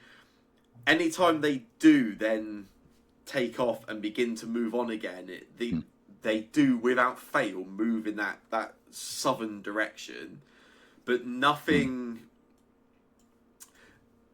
So it doesn't look like they're fleeing bigger, worse threats. They seem in no rush one way or another. They don't seem in a rush to move away from the direction they're headed from. Equally, they don't seem in a particular rush to head in the direction they're moving in. It's just that without fail they move linearly in that direction. I'll pass that on. Yeah, they're a bad omen for something, perhaps pear trees. Let's keep an eye on that. It might be a clue as well for making sure we got our bearings. Nice. Fair. Cool. Yeah, you carry on sort of following along this along the sort of stream. You follow it for the best part of an hour, maybe just over an hour. At which point the stream does it kind of again it sort of diverts a little, and it takes according to your current your sort of understanding, Kasha, sort of veers off in a where it was previously sort of going up in sort of northwesterly. It sort of pulls off and starts heading quite directly north at this point. Do you want to keep following that? Do you want to follow northwest? It's been an hour, or is this during the hour? Yeah, around about an hour. For the sake of kind of, I guess, keeping it round, we'll say like an hour. Yeah. Yeah. I think we should. Yeah, I think we keep following it. Cool. Yeah, continue on that river. Yeah. Is someone drawing this? I started drawing it, and then I realised I got confused. Do you I can draw it. Do you want to do that? Yeah, I don't know how to Yeah, change you the do. colour though. Sam, how does one change the colour? Not me, but I think I double clicked it after I've popped it down. I think it seems to default to white, and you can like double click a line after. So like once you put it out, it becomes like a polygonal object, I guess. I can't change the colour of it. I can't double click it. Maybe you can. try selecting it. Go to the select tool, select it, and then try. Where's select? I'll definitely come up the with top an there. option for this. I'll work something. No, I've got it. Oh, that's So yeah, fine. it sort of it goes up in that sort of northwest direction, veers up north at that point. And yeah, you're happy to carry on following that, weren't you, Kasha? So yeah, I think we veers up north. keep following it. You start following up that way, and actually it doesn't take very long at all. You sort of follow up that way, and within 10, 15 minutes, the stream then opens up into two different directions again, and it sort of heads up, goes up north, and then it splits, and it goes. There's one sort of path of it that starts heading up in a sort of northeastern direction, and the other starts heading up northwesterly. So that's good.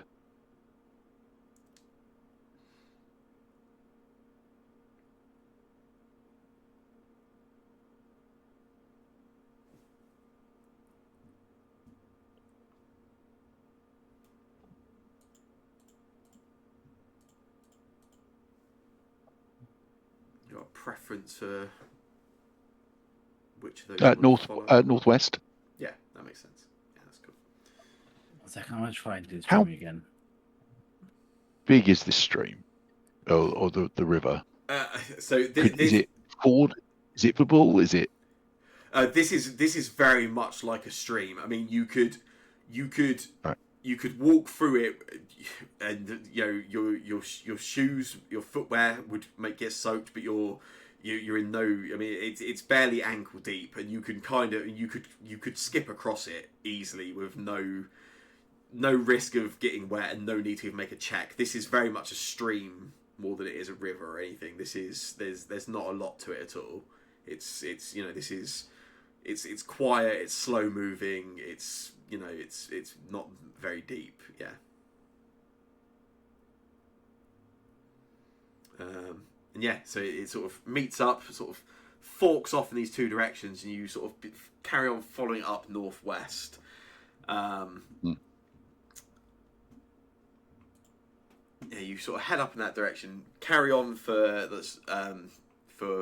what's again seems like about a full hour or so. At which point the sort of stream kind of it opens up a little bit, and opens up into a kind of a sort of pool. There's a sort of opens up, widens out a little bit. Where it's a stream initially, it opens up to a width of only about sort of 6 or 7 feet, but just opens up a little more. And you can see that there is what is more, I guess you would more call a river at this point that kind of feeds down and seems to sort of pool up here and sort of pool up, open up into a larger body of water, and then the stream just sort of comes out of it. This river itself is coming from what is a direct north direction.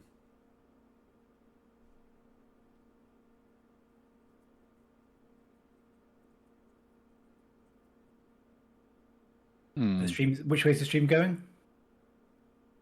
North. That's the river. There's or is it just one? Yeah. So the stream sort of opens up into like a pool of water. I mean, it's not even a lake. It's like it's a pool of water. At which point there is just a large river that is feeding into it, or a larger river, which is just heads up north. Yeah. Yeah, I'm not expecting head you that way. to tell me if I've got it, if I've got it exactly right. But if I obviously misinterpreted something, like you say east and I draw west or something, can you just let me know? Because I've got a little bit of trying to figure out what I can do that. What you're interpreting what you're saying, kind of thing. my intent was probably to never look at the map again, your map. But I can help somewhat. I mean, so far you are absolutely fine. That certainly looks close to what I have described. I think that you certainly haven't gone too far off yet. Yeah, not perfect. It doesn't have to be perfect, but it has to just be Yeah, that's fine. Also, I don't think anyone can move the token, but maybe that should be the job of the navigator to move the token. I think when I was trying earlier, it seemed that I could move it with arrow keys, but not via dragging. I can't even select it. Oh really? Oh, okay, all right. No, I can't. I can hover over it, but I can't select it. I'll move it up to here for the moment. There we go. I think it's as long as we put it down, as long as you move it when we finish on the map and before we go to a thing. I'll work out why it can't seem to move and sort that out. But so we're gonna continue north. Get to this point, and it opens up into a sort of larger river heading north, and you just want to follow that still, yeah. Yep. Cashy keeps looking at the water. Around 2 hours. About 3 hours. 2 hours. 2 hours. Yeah. Okay. But what's that in miles? How fast do you move? Is that 6 miles, or is it less? That's an interesting question. I would say it's probably about 4 miles. I don't know if we can tell. Can we, Sam? You can certainly make an attempt to. So again, in that handout I gave you, it did say on that. So in terms of the information I will give you for travel, etc., is going to be in hours only, not miles. But I have certainly layered in some things that you may have already found or may later found that may give you some references as you go to help work that out. Yeah. So yeah, you've been traveling for 2 hours currently. Sorry, Okay. let me rephrase the question. In this world, how fast on flat, open land does the average person walk? Is it the same as humans in the physical world we currently live in, which is Yeah. about 3 miles an hour? Yes, So if you say we move a bit slower, then Phil's guess of 4 miles is probably a reasonable guess. I don't want to know the exact number. It's more about like what will the a logical real world distance for what you would move is certainly what it would sort of align out as. yeah, perfect, cool. And again, there are, as I've said a few times, there is a definitive map that has definitive distances, and there are certainly ways that hopefully over time you will be able to get a very clearer idea of this stuff. Hopefully, if this all works out and isn't horrible. Mhm. So Well, keep on. Yeah. Cool, lovely. All right. So yeah, you sort of follow it up north. And what I will do, just because we are sort of 2 hours in travel, one other thing I'll do very quickly, Kasha, if I can just get another secret survival check, just as you sort of, just to renew your attempts at staying on course. Yep. I would this time claim from the handy sheet that you sent. Yeah. That it said, getting there. Knowing your surroundings helps. Reaching a landmark you've accurately recorded in your map gives a bonus to your next check. I guess I can't claim that. I was going to claim. Yeah, that is more for returning to things. Yeah, if you find yourself back at Thornkeeper Circle, it will be easier to navigate away from it again. Lovely. Okay. Cool. Okie dokie. Yeah, so you sort of carry on heading up sort of north, follow up this river, and as you do, it does become quite quickly apparent to everyone that the movement and the life around the sort of the wildlife, those birds you no longer spot, you seem to have sort of passed at this point. You don't spot those anymore. It doesn't take long before you just sort of pick up quite naturally that actually there no longer seems to be much kind of wildlife or natural sort of movement or sound around you anymore. You hear the occasional sort of rustle in undergrowth. Always seems to be a bit of a distance. But you begin to realise you see no birds. You see no other animals around. You've seen a few rabbits so far. You spot no more. And interestingly, Kasha, Adsalor, even Hallorin, those of you that are kind of a bit more sort of nature attuned or have spent time in nature, streams, maybe to a certain degree, but particularly now this is opened up to a slightly stronger river, it would be quite normal to see wildlife around here. You know, potentially fish, animals drinking, anything like that. And it quite quickly becomes notable that there is nothing, essentially. It's enough that it stands out. Whereas previously you were certainly walking through a forest that had life to it, and maybe as you paid more attention, more life than you were initially aware of, you suddenly feel quite overtly alone where you are. What I will do, if I can get, I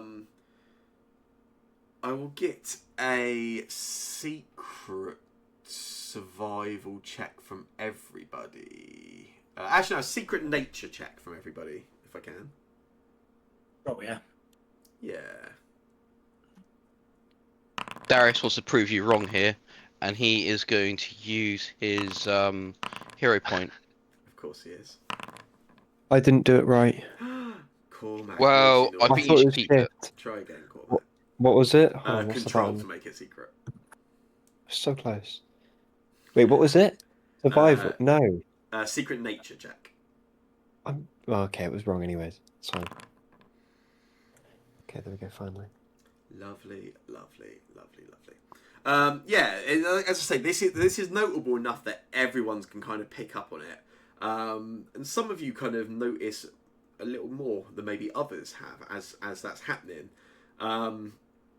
Phelan, you notice quite quickly that it kind of has gone very quiet. and that there's sort of just that lack of movement around you other than the party itself. The other thing you do pick up on quite quickly, actually, Phelan, maybe before anyone else, is the quietness, the lack of kind of just how it's almost a little overwhelming. That sort of feeling of lack of movement in this natural setting, and you very quickly become really aware of the, for lack of a better term, the focus that is on you. You know that feeling when you are walking home at night and you know somebody is watching you at that moment. That's what you feel immediately, Phelan. You are fully aware that you are the focus of something. As that feeling sort of comes over you, Halloran, you're aware of the situation a little. You sort of take it on a little bit. You are also, for a reason I do not understand, Halloran, frightened apparently, which I will correct in a moment, but I can adjust the result of this roll. Anyway, you become very quickly sort of aware of the whole situation, but don't really pick up on much more beyond that, but other than what's sort of going on. Then Kasha and Darius, kind of almost at the same time. Darius, the thing that stands out to you immediately is that you sort of found that blackberry bush earlier. You sort of were able to take from that. You've seen little signs of life or anything else. There is you start to notice there are sort of, again, a few sort of small berry bushes and things around, and even some sort of herbs that may not have much particular usage, and plants and stuff, but the sort of things that would appeal to animals, and you would expect to see some signs of grazing or any kind of sign of them being sort of eaten or used, or even, frankly, and you sort of pick up on this as Darius is sort of looking around, Kasha, signs of movement. Normally you would see bits of maybe flattened grass where something has stood or something has moved through, or just signs of life, movement, or even just general existence maybe, and you suddenly become overtly aware of the entire lack of anything like that. And as you become aware of it, it is the best way I can kind of describe it to you, Cash, and to you, Darius, who kind of pick up on this stuff immediately. It's almost as if you are stood in the drawing of a forest. It lacks the details and the life of a real environment. Something is wrong with the forest. Cash will pause for a minute, and I don't expect this to actually do anything, but she will cast Detect Magic. Yeah, you stop for a moment. You sort of take that all in. You cast Detect Magic, and you do immediately get a result. You are immediately aware of magic around you. You become aware of it, and then you become very quickly overwhelmed by it. Actually, this isn't a single ping, a single register, a single pulse, or even like 2 or 3. It's almost like it very quickly begins to echo, and you are surrounded currently on every single side of you, every degree on a compass around you pings, and you are overwhelmed with magic around you.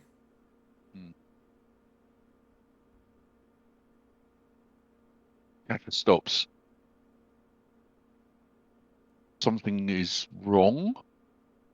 This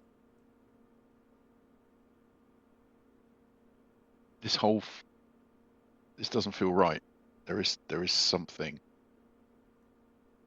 amiss. Fail.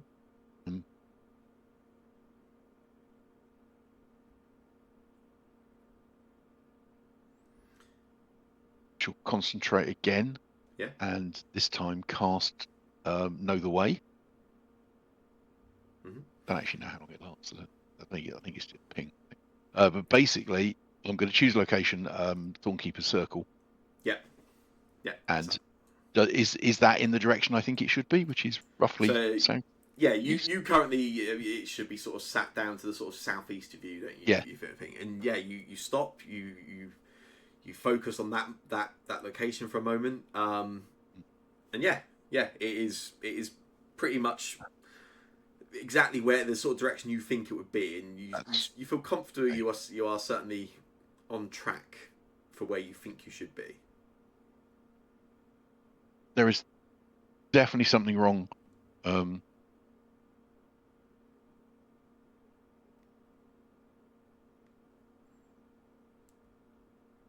I think we should move more slowly.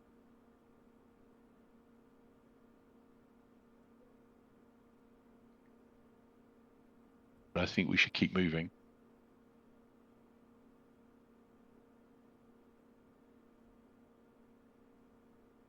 Phelan, do you vocalize anything about how you're feeling or what you've experienced, anything, or you? Nope. Fair. That's cool. I just checked my compass to see if it's doing the same direction as his magic when he did his thing after saying that. Yeah, Because certainly. I have a compass. Yeah, absolutely. Yeah. You Compare reset it to your the compass, compass. Darius. You sort of you can use the information that Kasha has. Kasha is able to tell you at that moment where north is. That seems to, that matches your compass, and then Kasha can tell you the direction she believes Thornkeeper's Circle to be in and where that sort of should be. And yeah, that looks accurate. You sort of have a look. It sits in a sort of southeasterly direction from where you are currently. Looks correct. Looks fine. Nothing worries you immediately from that. Keep moving.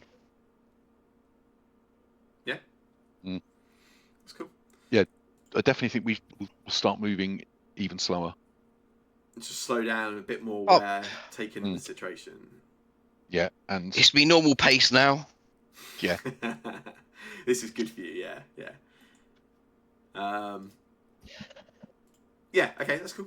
So yeah, you all become aware of this. You sort of double check things amongst yourselves. You sort of carry on in that direction. Carry on for not even that long, maybe another sort of 15 minutes, half an hour or so. Still very similar. No signs of life, no movement. The noises, if anything, have got even quieter at this point, and you actually you start to realise the only sound you hear in the forest at this point is your own footsteps and just the river alongside you. And then as you become aware of that, the river also fades out. And you could, the whole part, you can look to the left, you can see the river, the water is flowing, you can see it moving, but there's no sound. There's not that, you can't hear the sound of the water on itself and the movement, and it's gone. You hear each of your footsteps as you sort of step down on the grass, and then you turn back and you look, and there's no trace of your footstep there at all. And you can even mimic it. You can, like, failing, you reach out and you step down on a piece of grass. You see the grass sort of bend beneath your foot, and then you sort of lift it, and it's not, it just springs up, and it's exactly where it was, and there is no sign of damage, no movement, no nothing. It's exactly as it was the moment before you laid your foot there.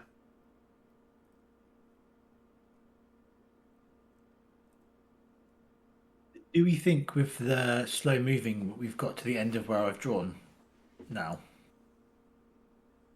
I think we are. Yeah, I reckon we're through that hex. I reckon we're into the next. Through a cool arcade drawing it.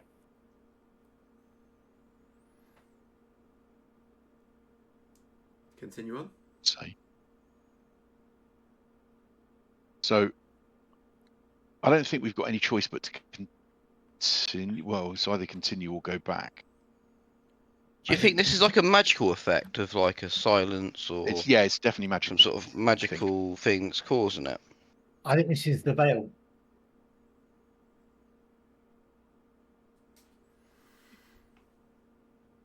We were told to go to where the veil was thinnest. Yeah, I guess the veil is getting thinner. No, I didn't take spell magic. Shame. I did. Is it worth casting it? I suspect not, but I feel like I want to save it in case something more urgent is needed with it. But I think I can only cast it once. Hmm. Yeah, I can only cast it once because I only selected it once.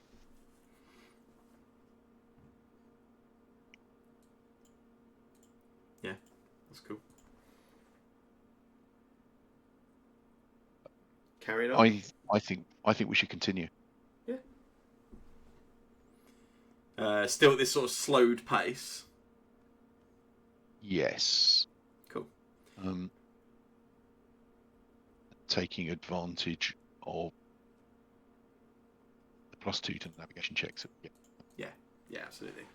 And yeah, as you sort of slow down a little, you become a little bit more aware of wanting to be sort of conscious about your direction of travel, slowing down, and particularly focus on that. If you make it one more secret survival check in, Kasha, as we just continue with you sort of focused in and sort of really taking advantage of the bonus you're going to get from that as well. While Does Kasha the is seem to go north still, doing- or is it? There's changing? been no sort of particular change or anything at the moment. Yeah.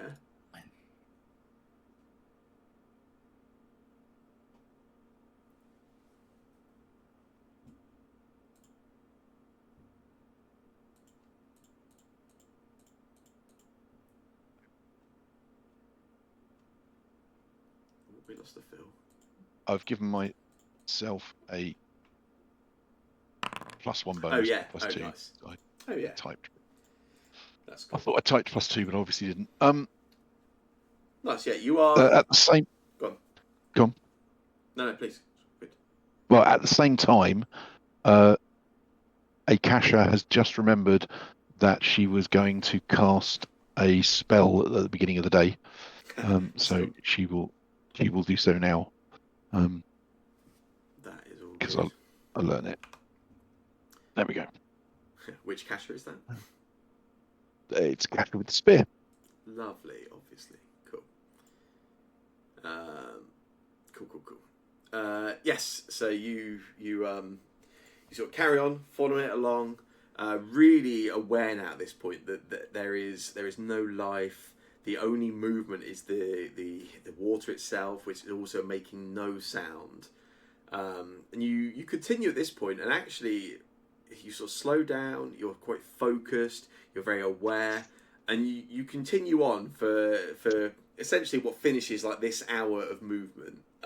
You sort of you're still going on, and there is no change at this point. The river is still moving in this sort of northern direction. It hasn't diverted or anything. You can sort of look ahead, and you're still in a relatively it's a relatively dense part of forest, not overly, but enough that you can see ahead at a decent distance. You can see the river seems to carry on up in this direction. There's no obvious signs of it moving or anything currently. You're happy just. But we can't continuing hear on. it. No sound at all. You can see it moving. Can we hear each other? Yeah, absolutely. Yeah. The only sounds you hear is your party essentially.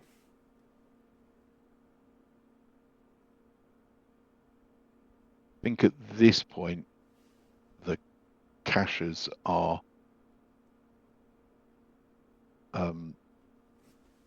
literally hand in hand, feeling quite nervous.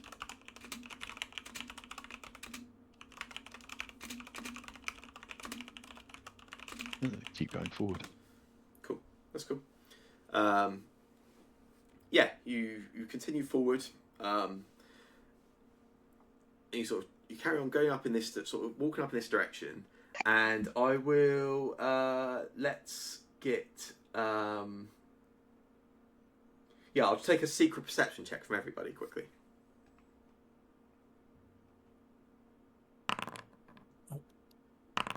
Remember those hero points coming into the shift? Chaos. Perception is that one. Oh yeah, that's the one button there. There you go. No, you want to do it, Cormac?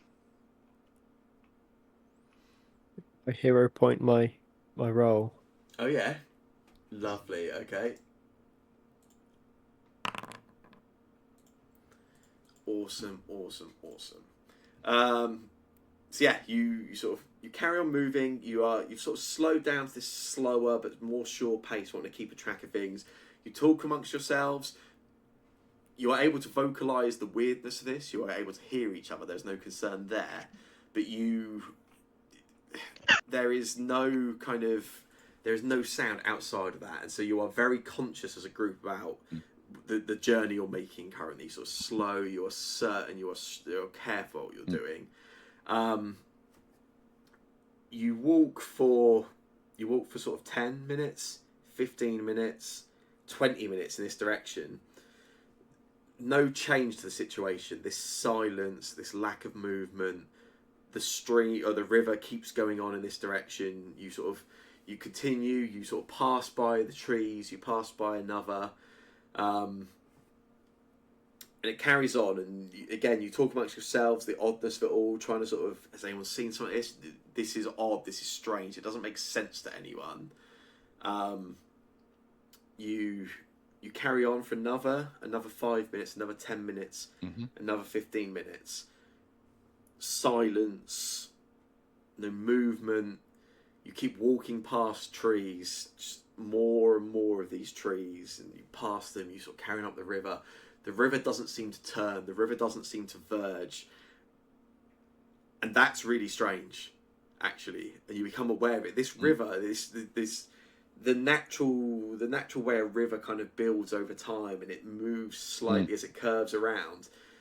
Again, this river is, as much as when Kasha and Darius took in the situation earlier, it was like looking at somebody has drawn a scene in a forest and then nothing changes. The river is uniform. It just goes perfectly straight. It doesn't bend at any point. There is no kind of slowness. You don't even get the sort of up and down where there's like a small, not a waterfall, but where it sort of goes over rocks or something like that. It's flawless, absolutely flawless, and it's odd. At which point, failing, a wonderful time to hero point your secret role. You probably wouldn't have noticed anything, but you definitely do notice this. You're walking along, you're going a little slow, you're taking it a bit careful. You look over just on the other side of the water from where you are.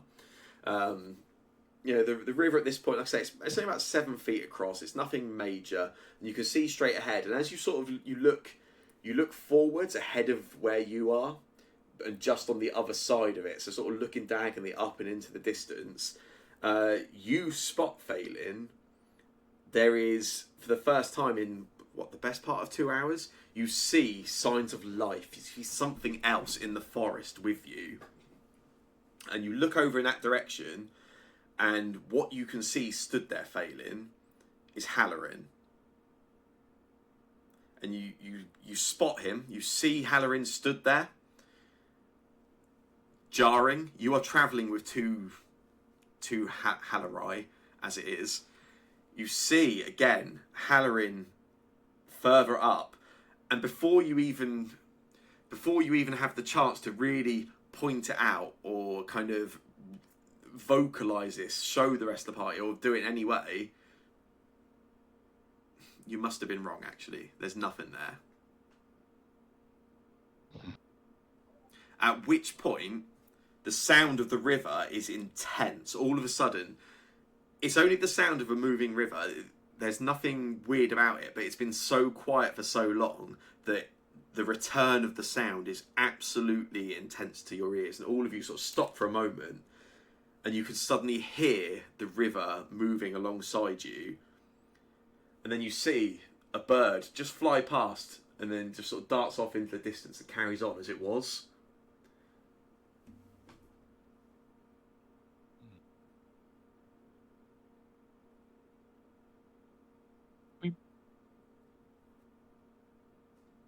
we walked out to the other side of it. Walked to the other side of this effect. No, that doesn't really make sense. You can turn back momentarily, and you can even you logic that out in your head, and you step back, and this is, like I say, the sound has just started immediately, so it takes you a moment to step 10 feet back in the direction you came from, and you can hear the movement around you, you can hear the life, and you spot there's a rat just on the edge of the sort of where the sort of water meets the land, just sort of running along the edge of this river. Okay. So stepping back, what you were saying there is that it doesn't get silent. No, the same part of the river, the same riverbank you walked up again through a moment ago, in silence and with no movement, no life, is now just a river in a forest with wildlife and sound and noise. Did we dream that?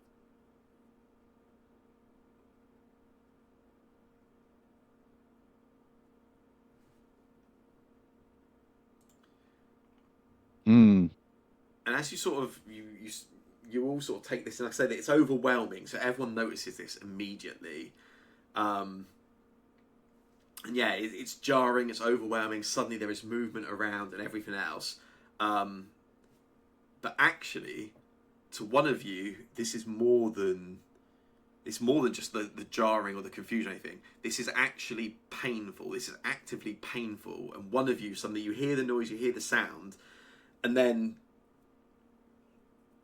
Halloran, or as you have labelled him, just so you are clear and understand, other Halloran, the Halloran that you freed yesterday from a crystal, immediately sort of reaches up as this piercing pain, migraine momentarily inside of his head, reaches up, feels it, takes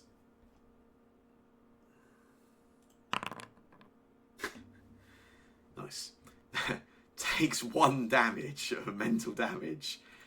Maybe it's not quite as piercing as I narrated it, but you feel it at least.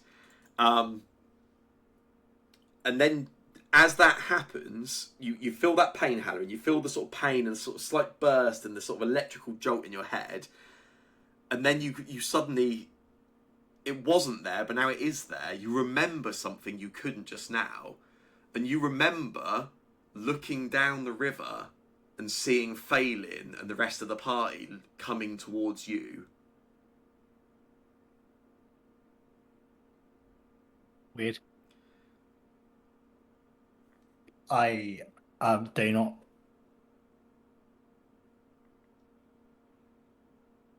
Might like shudder or what have you, or that, but I don't tell anybody about this. I think I think a 1 on a D10 means you could probably not make them aware of this. Yeah. By the way, folks, I've just added like a rough guesstimate. This is roughly, if we assume that each of these hex edges is like 2 miles ish. This is a rough estimate of where the ruin sanctuary might be, if it's exactly due northwest. Yeah. But it could be wrong. But it's just giving us a sense of how far we're traveling and when we might expect to see it. Yep. At some point, now that I don't know why I didn't think of it before, I've got, as I say, on that map you guys have got, I've actually got the underlaid on that. It's a transparent, my actual map that I can see. And at some point, this will be fascinating, actually. Yeah. I'm excited to see what that looks like. I want to see how maybe if you make that available to the Twitch viewer.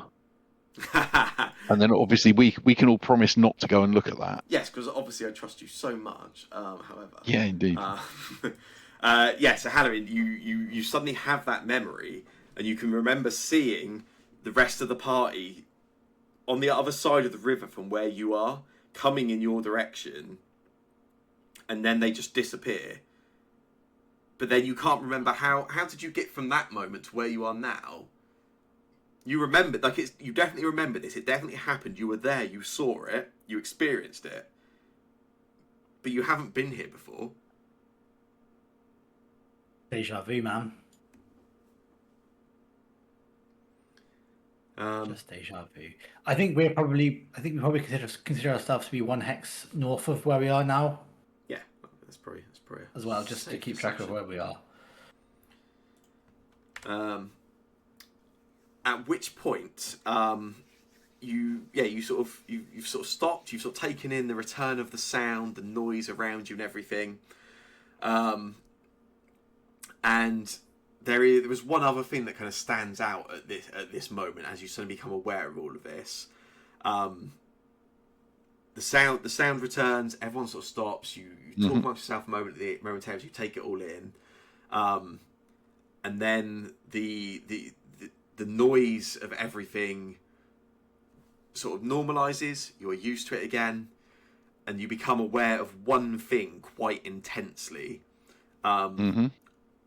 Again, the other side of the river, about 40, 50 feet further upstream in the direction you were traveling anyway. And it's weird because you really should have seen this before, Kasha. It's not that far away. It's not behind the tree cover or anything like that. There is, just on the edge of the river itself, just pulled back very slightly, there is there's a wooden building, simple, single story. It looks like a hut, a decently built and maintained dwelling. Somebody has spent time building this. This is it's relatively substantial. But you are certain there is no way you could have missed this coming here. You've been following a river in a straight line, and this is, like I say, 50 feet away from you on the other side of the river at this point. There's something unnatural about the whole of this, but this is Neelam's Grove, I guess. Very much so. What I will do, I will end things there for the moment. We'll pick it up next week, and I will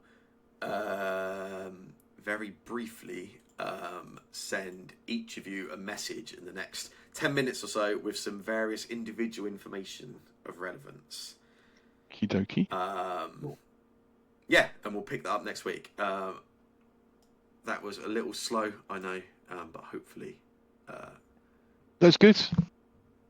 Now that we've kind of remembered where we were and also kind of worked out something for that map, etc. That will start. Can you move us? Yes, you want to go north, one next. Just because I think that's where we think we are roughly, and we're maybe sort of a third of the way. I've made the Ruin Sanctuary section larger because I don't know quite exactly where it will be, but that's sort of like a rough area of the map. There's a chance, by the way, that I'm not here next week. So there's a guy at work who's leaving, and he's leaving drinks, but also I don't know if we bother to go. Oh, that's actually off the top of my head. Potentially, Cormac, is it your parents' even next week? If I just imagine that, maybe I'm getting confused with Jake's thing. Like Cormac's gonna know. Yeah, that's a fair point. Yeah. That is You're the one that does the stuff. I don't know. I thought Cormac was full-time work now. Paying rent. Okay. I think Cormac would like to be full-time work and no school. Oh yeah. Everyone says that. I will double check. I might just be getting confused with Jake's thing today. For some reason, it's just like come on my head, but I'm not sure. Maybe it was today and you've missed it. Again, Cormac would probably be very happy if that was true. Cool. Yeah. Oh, I'd love that if that's why Jake was late, because he was sat there waiting for you to turn up. Waiting for Cormac. Oh, would you like Jake to be your teacher, Cormac? Would that be nice? Maybe I'd actually go in. Maybe. You're not going to guarantee that, no. Cool. All right. Yeah. Sorry for A, banning everyone's IP addresses at the start, and then B, being a bit slow picking things up. But hopefully, back into it. Yeah. You only ban yourself. Well, actually, that is true. Yeah, it was only myself because luckily I realised why I then couldn't access it and was able to tell everyone else not to come on. It's my fault. I stupidly read something the other day about people that get bot swarmed and stuff. I was like, I'm going to really make sure I can't fall to this, and apparently it was quite effective. Yeah, I think that I think it is actually a good idea, but also Yeah, I mean, I think little my bit. stuff. I don't know. Touch wood. I think it's relatively secure anyway. But I suddenly decided I should be really Yeah. careful and find out, and then I banned Yeah. myself from accessing my own computer downstairs. Highlight